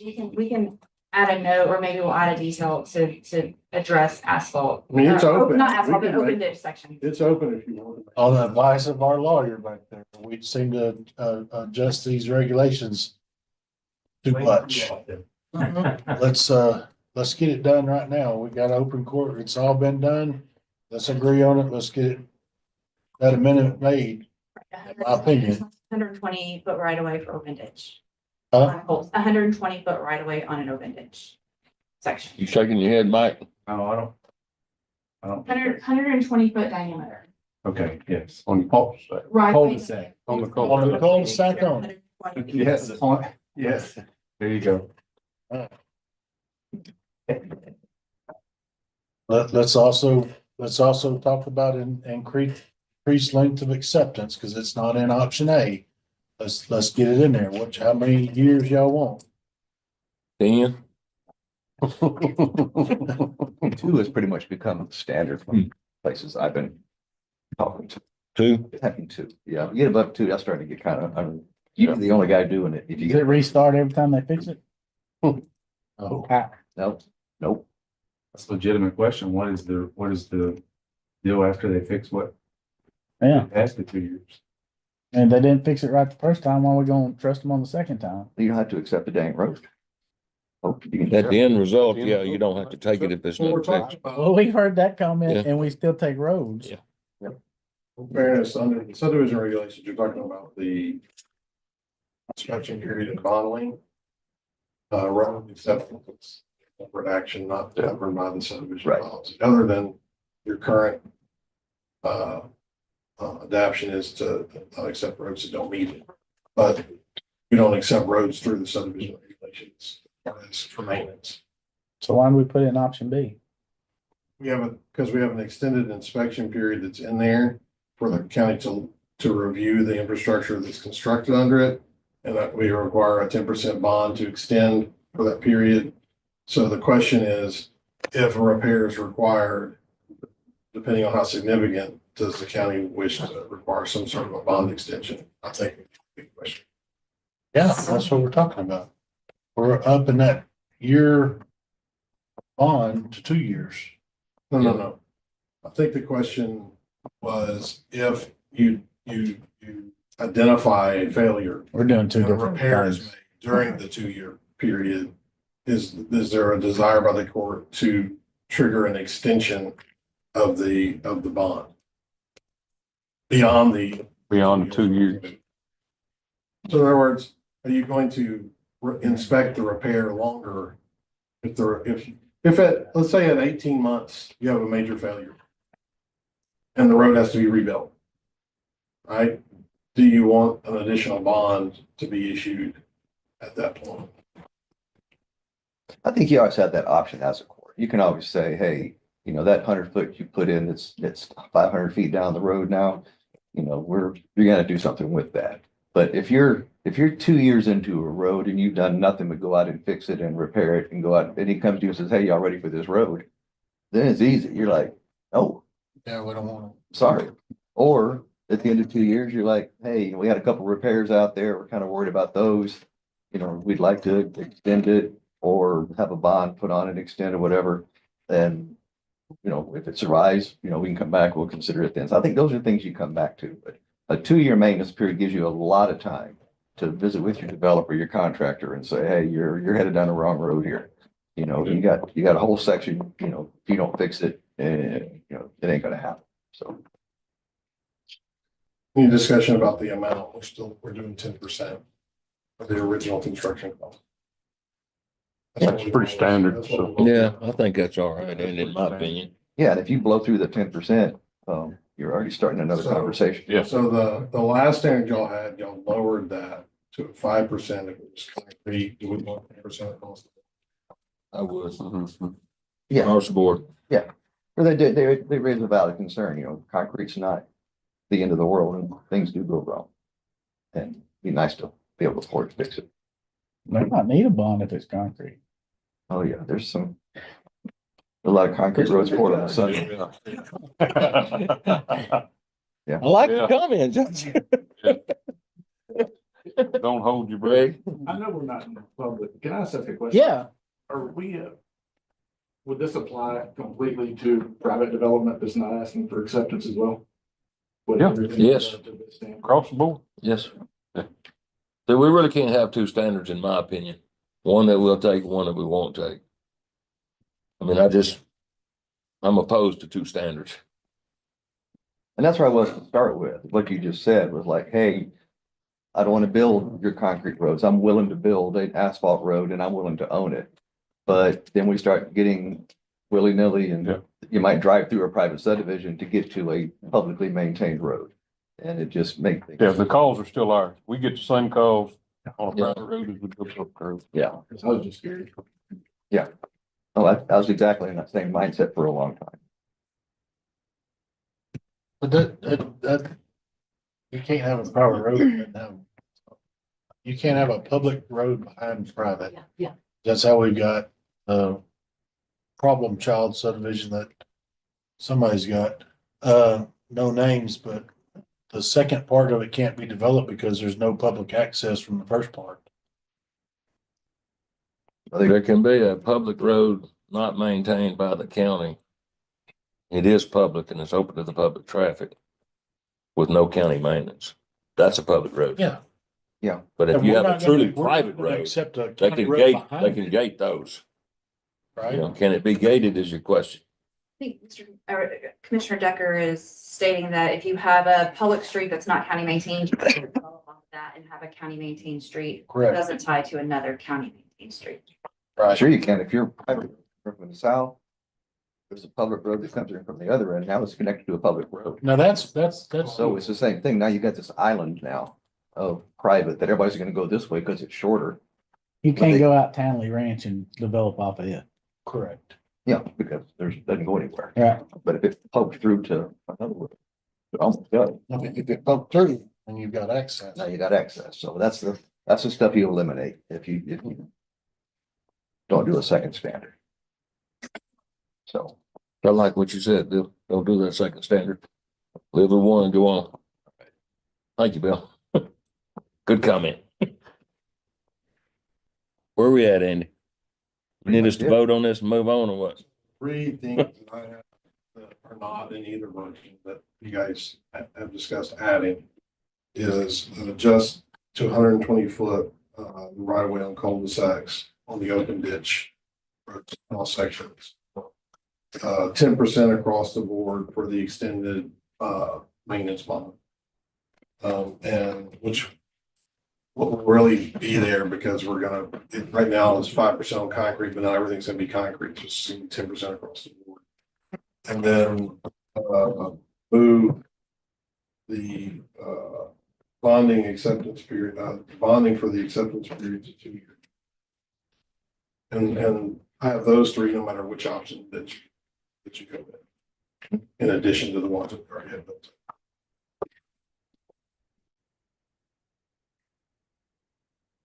You don't got any more questions? You questioned out? Andy? I'm good. I would have liked to have seen some more developers and stuff, sitting in here on this conversation. We've been talking about this for 2 months now, Yeah, so. I know, it. I would have liked to see. 1, 2, 3. I see 3. But They're all in precinct 4.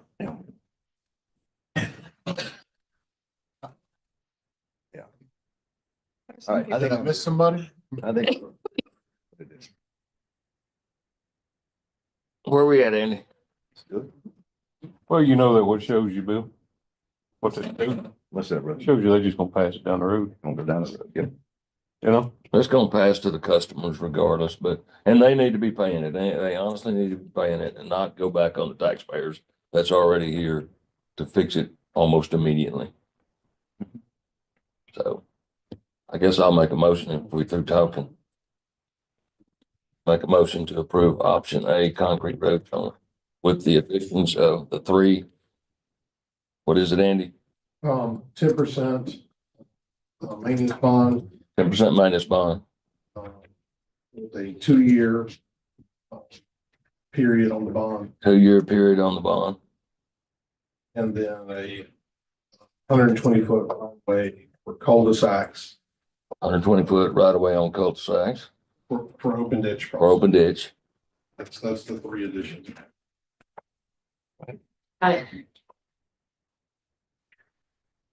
You gonna give him a second, Bill? I'm You gonna want me to do it? I'm second that motion. Thanks, Bill. Moved and second, all in favor, raise your right hand.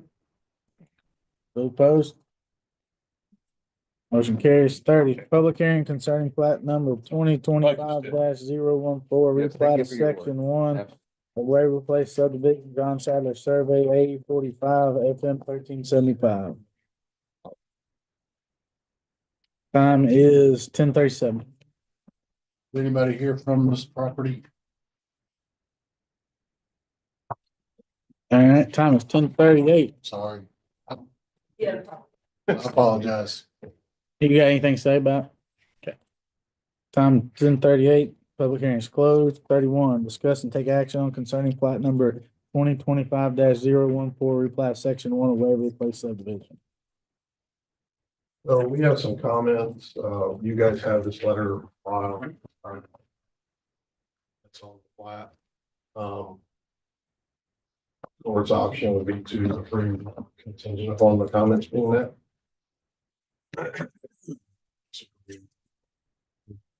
These unaddressed. Has Mr. Cox seen It was sent out. and she's in agreement? Comments? We made those adjustments, they're in the process, and I'll actually pick up the replat today and get it back in over to the planning office, so. But there were just, the replat is actually to correct some scrivener's errors essentially from a few years ago, so. And then we've added a little bit of area for the section 3.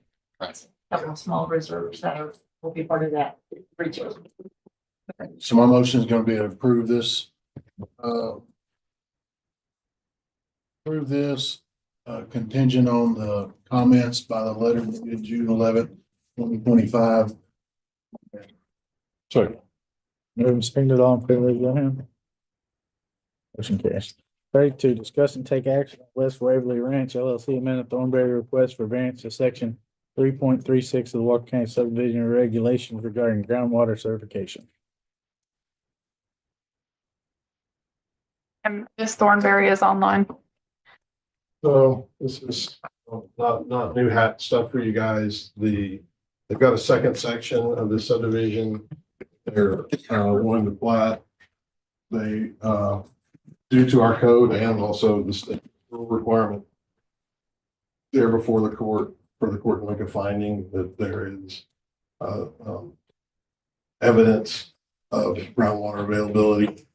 Guys have the report in your backup, I believe, or Woodbonnet has looked at it.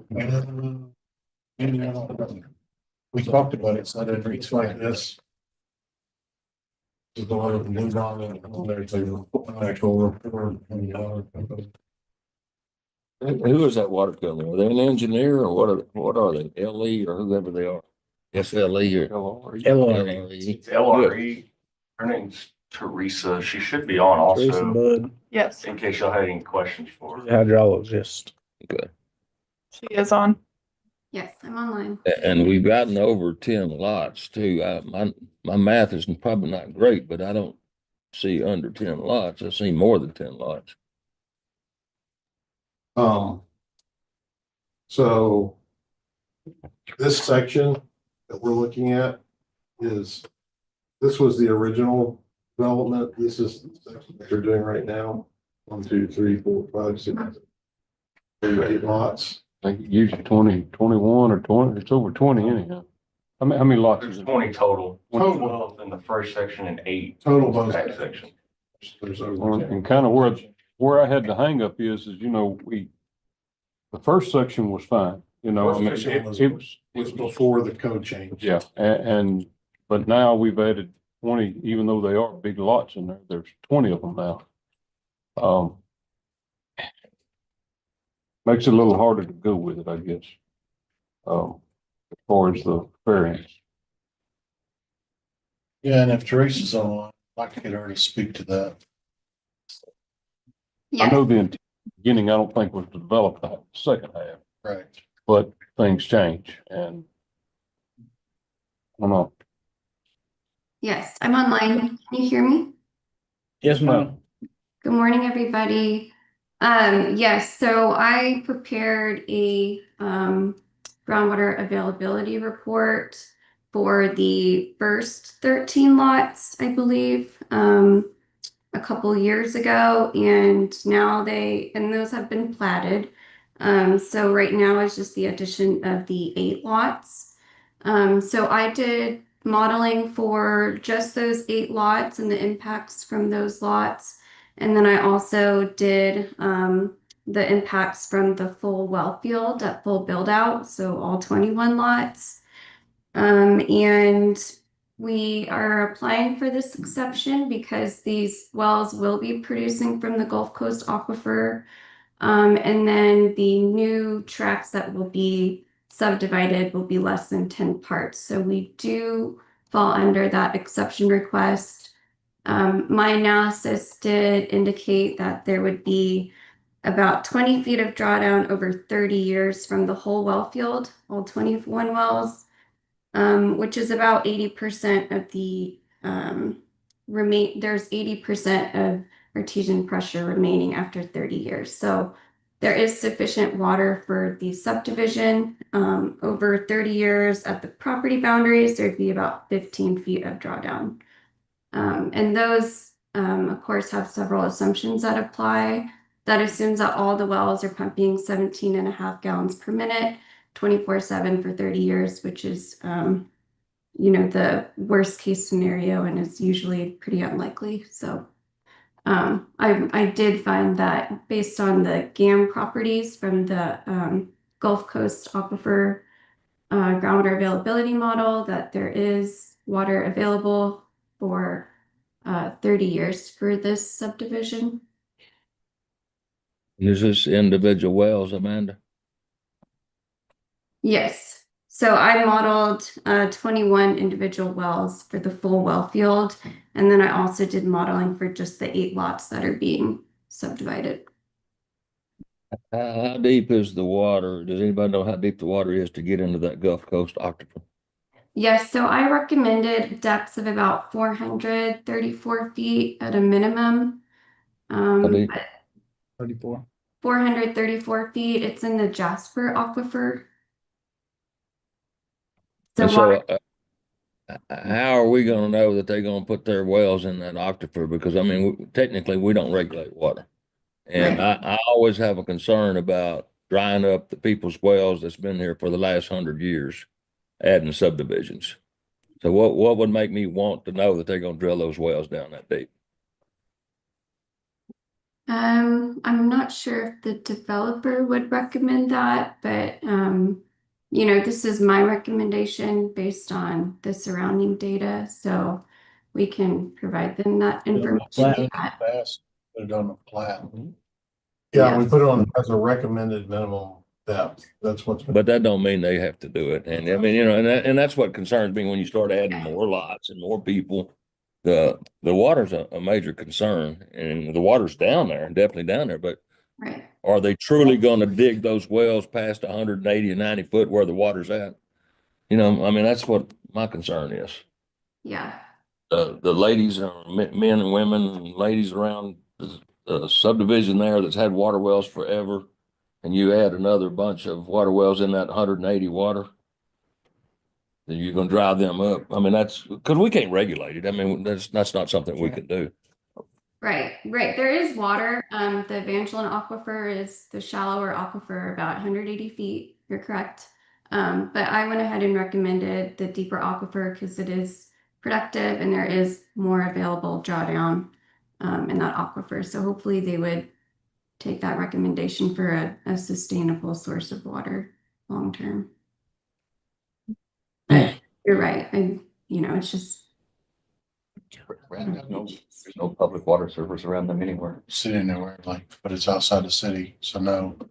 right. Just a question, what, have y'all done y'all's HOA rules and covenants yet?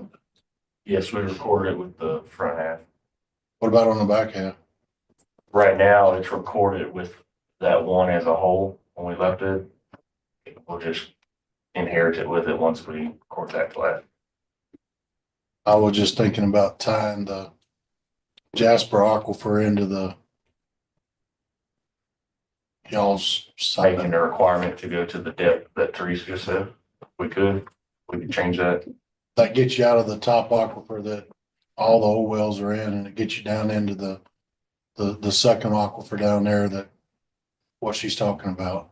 Yeah. Okay. Just a suggestion. We can't regulate that, but. Right.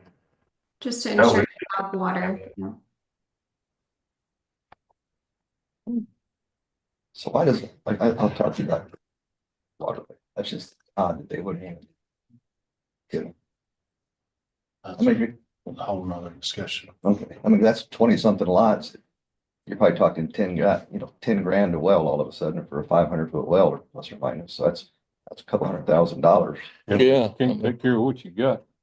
Sometimes it's hard to expand out. I hear you, brother. Yeah, see, I dug a well here a few years back, and 300 foot was like $15,000. Yeah, that's huge money. Huge money. Yeah, and that was several years back. So it was recorded on the plat on the first. No, recommended about all that. We're, to be clear, I think everybody. Yeah, no, I we're not know. enforcing that Yeah. with permits or anything. And that's the only thing we can do is recommend putting it on the plat. Yeah. I mean, so That's what's been pretty typical. was it the same depth on the first one as it is this one? Or did she? Teresa, do you know that answer on the depth? Yeah, it's about 434, 430, something like that, 431. So it's also similar recommended depths. On the first lots? Correct. Yeah, for the 13.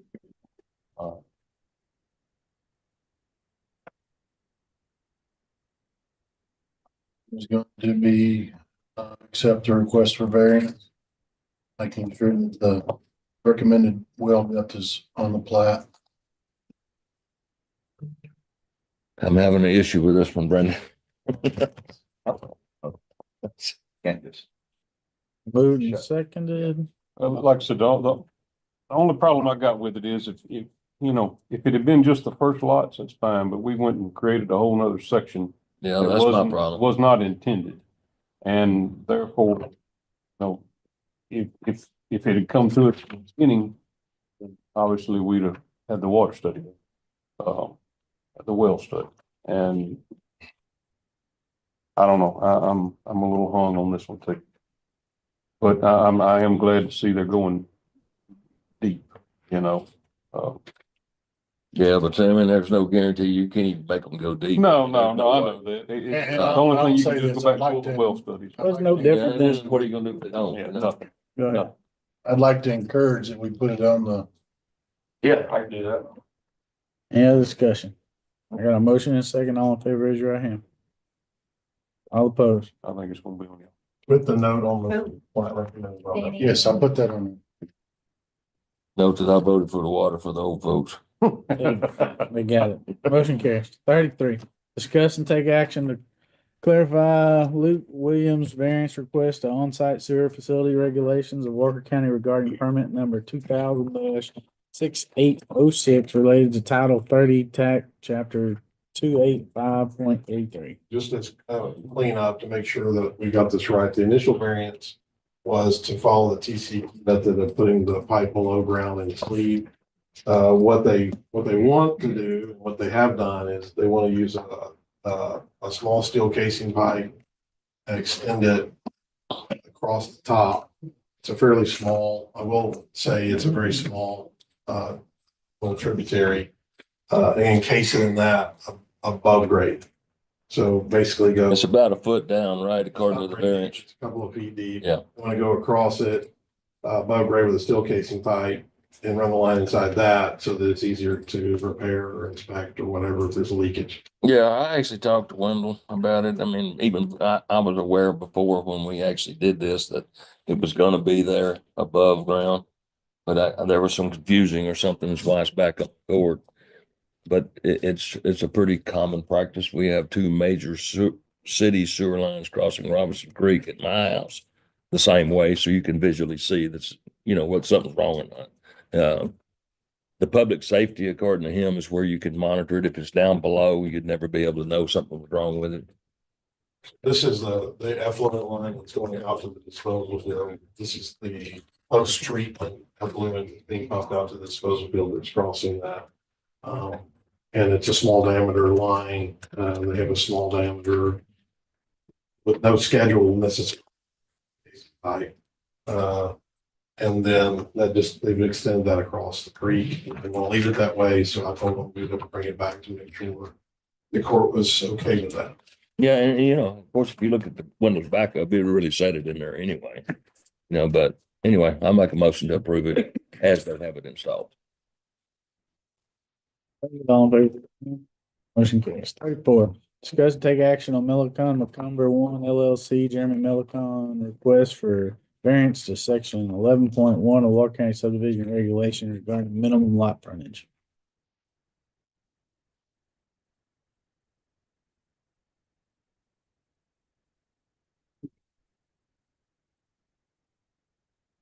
The existing tract. He's looking at dividing the tract. He has roughly 80-foot staff going out to the road now. Our minimum flag requirement. So there's what he's requesting is to divide one of the two tracts, believe by years ago.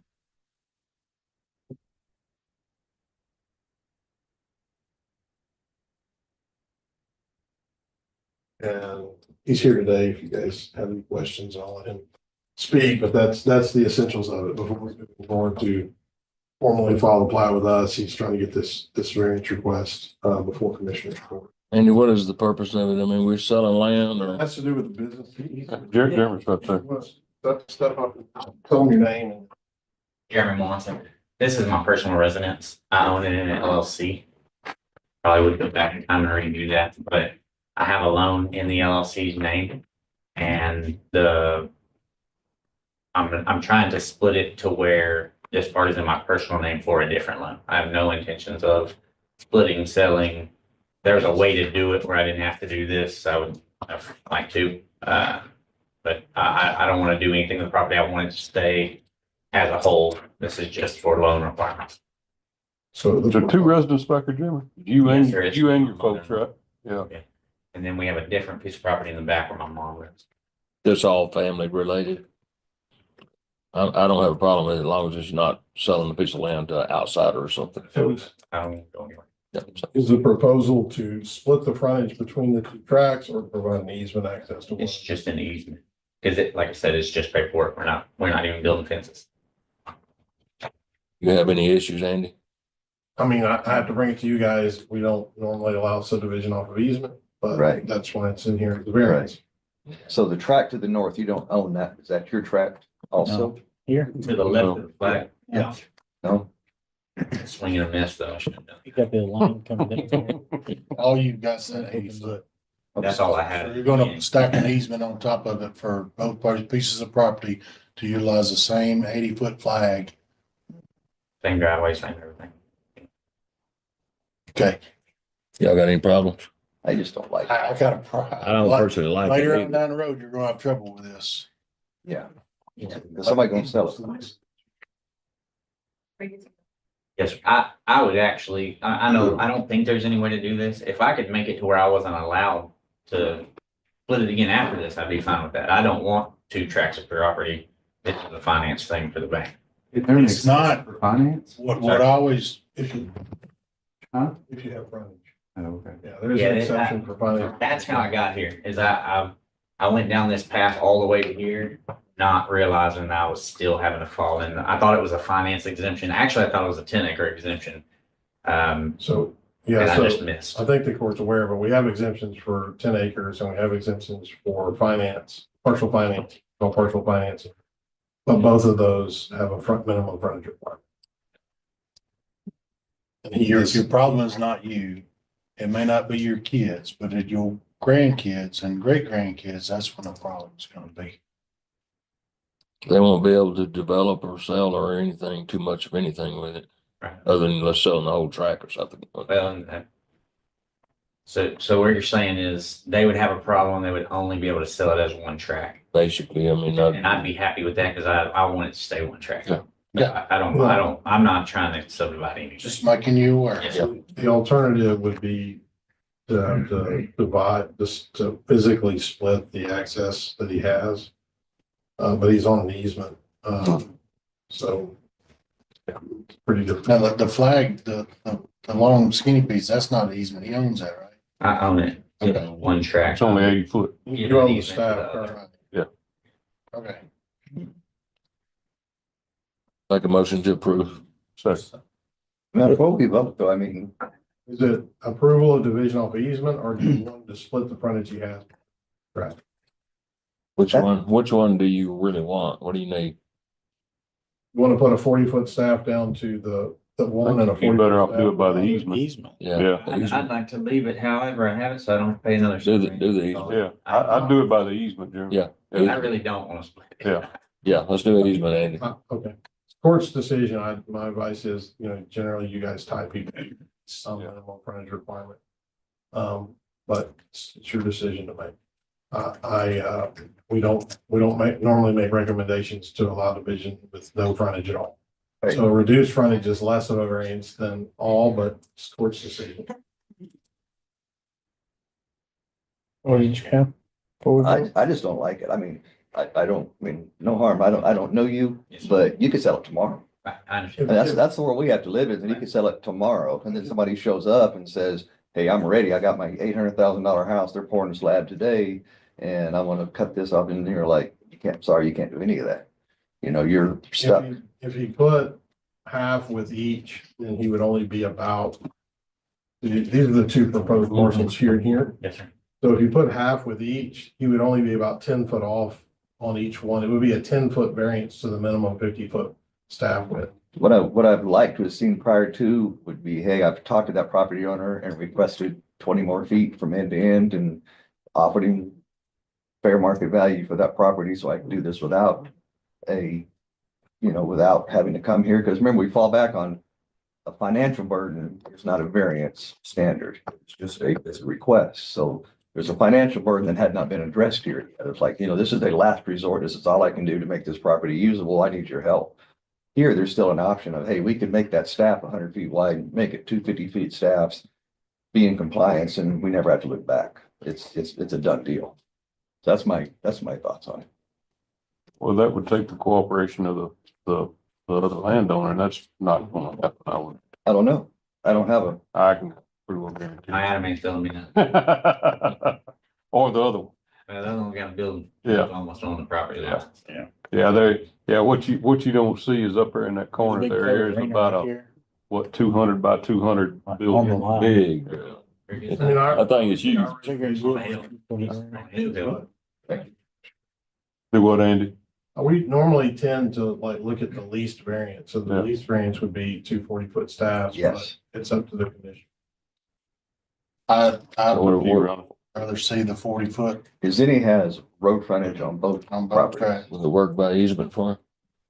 Yeah, as long as you don't ever say. Now, there's nothing in our code that prohibits him to do 40-foot staffs and co-granting an easement across the top of those staffs. Right. As long as they have the staffs.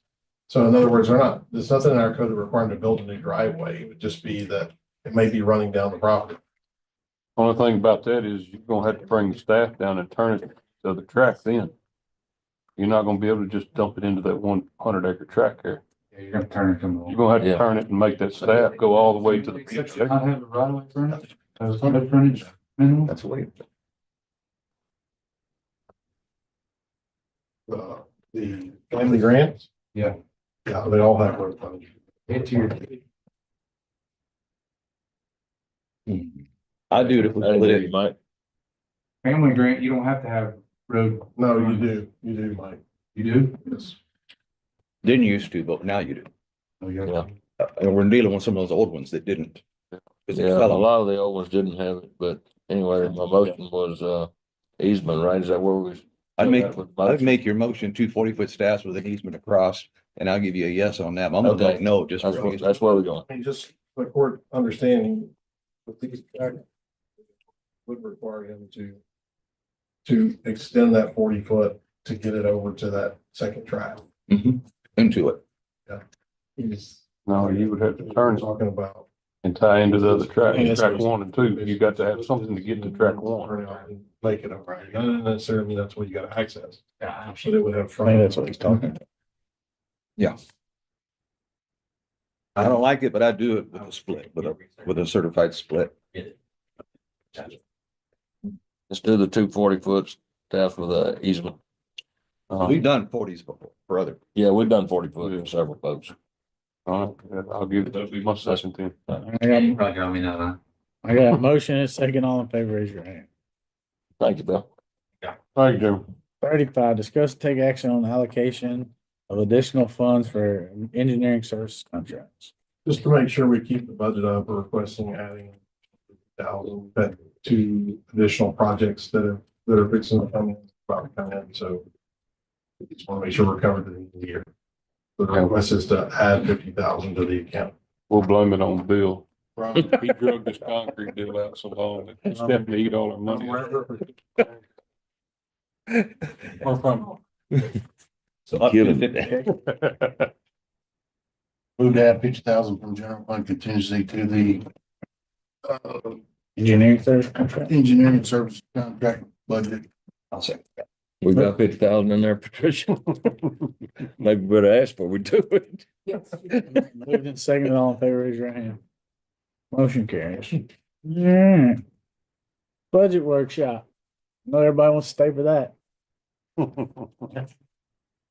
Short, send it today if your supplemental request. So it's starting off basically.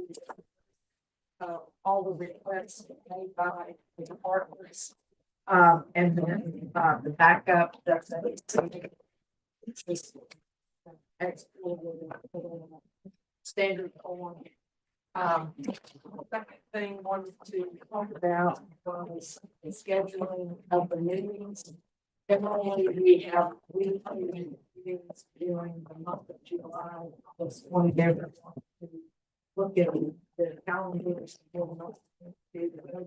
Each of these, the departmental presentations. And you'll have your actual budget workbook with, fund balance numbers or estimated fund balance numbers, our beginning balances, that we can start going through in July. Right. So I don't think we met last year weekly. It went pretty quick last year. Yeah. We didn't. So I'd wish y'all would go through, make a note of what y'all would like to hear from departments. We'll call those in after the first discussion going through it.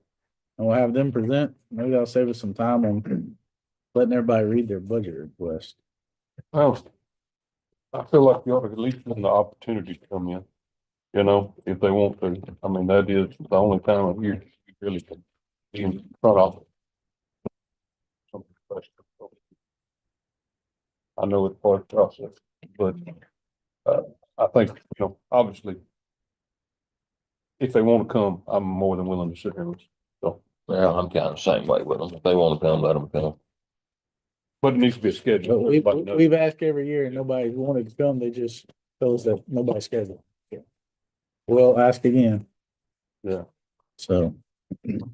Well, if they don't come, the chances are, you know.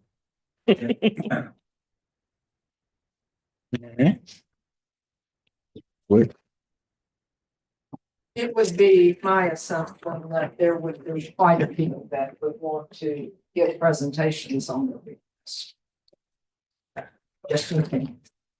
And I hadn't looked through it, but I hadn't even looked at it at all, because I can't make a comment. But if they're asking for stuff, they probably need to be here. Yeah. Are we at 6 million yet for ongoing cost?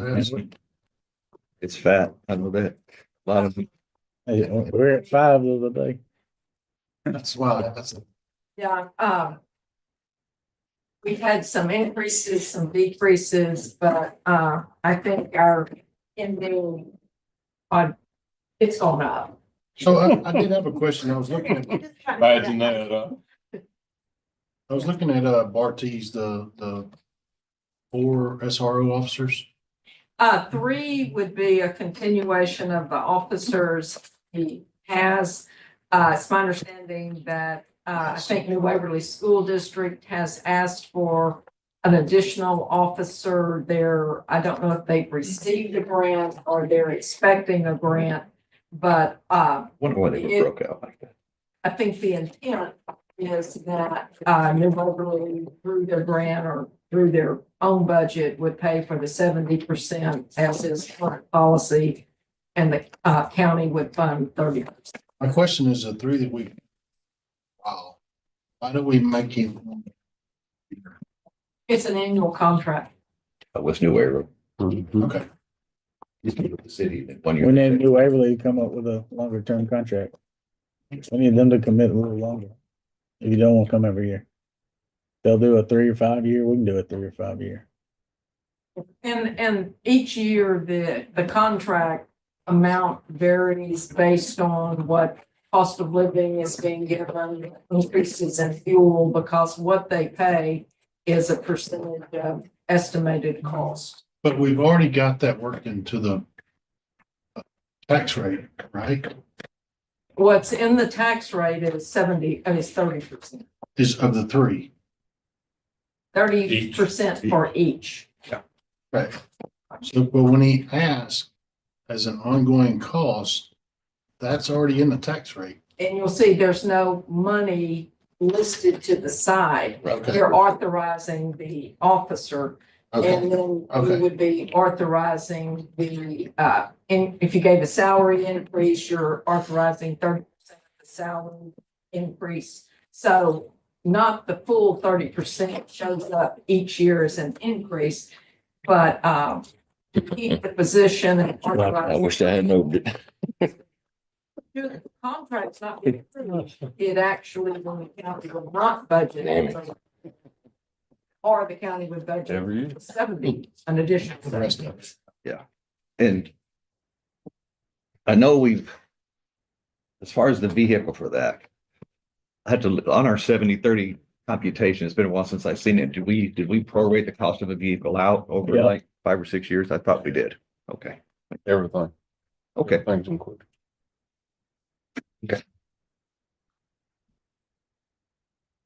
Judge, I got, And that's all I had was, the need for additional meetings and. Okay. And when you're gonna, I did not hear you a while ago when you said what day you want to have those on. That would be determined by Commissioner's Court. I thought you had. If we get a pile of people that says, hey, well, I wanna come and talk, then we'll start booking stuff. Okay. If it's 3 people, Yeah. we'll play it by ear and we'll see what happens. Could go through all of these and make decisions in 2 days. No, And if we only have 2 meetings in July, that's what you would be doing. Well, what's gonna happen is what always happens, we'll sit up here and we'll ask a bunch of questions Yeah. that we ain't got answers to, and then we gotta come back and forth, so. Figure out how much money we actually got to spend Yeah. and not Yeah. got. I opened this and looked for 2 minutes and I closed it.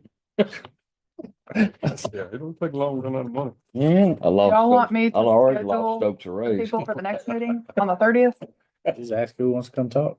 Okay, but for the next one, right? I tried. Public comments, Homework. questions from media. What was the loan, honey? It's in the thing, just discussion. Yeah, we just put one in there long term for whatever buildings on a tax rate to start working toward growth. Whether it goes for a building, a road, or whatever. So, Commissioner's Court got anything? Not after I looked in this book. All right, time 11:11.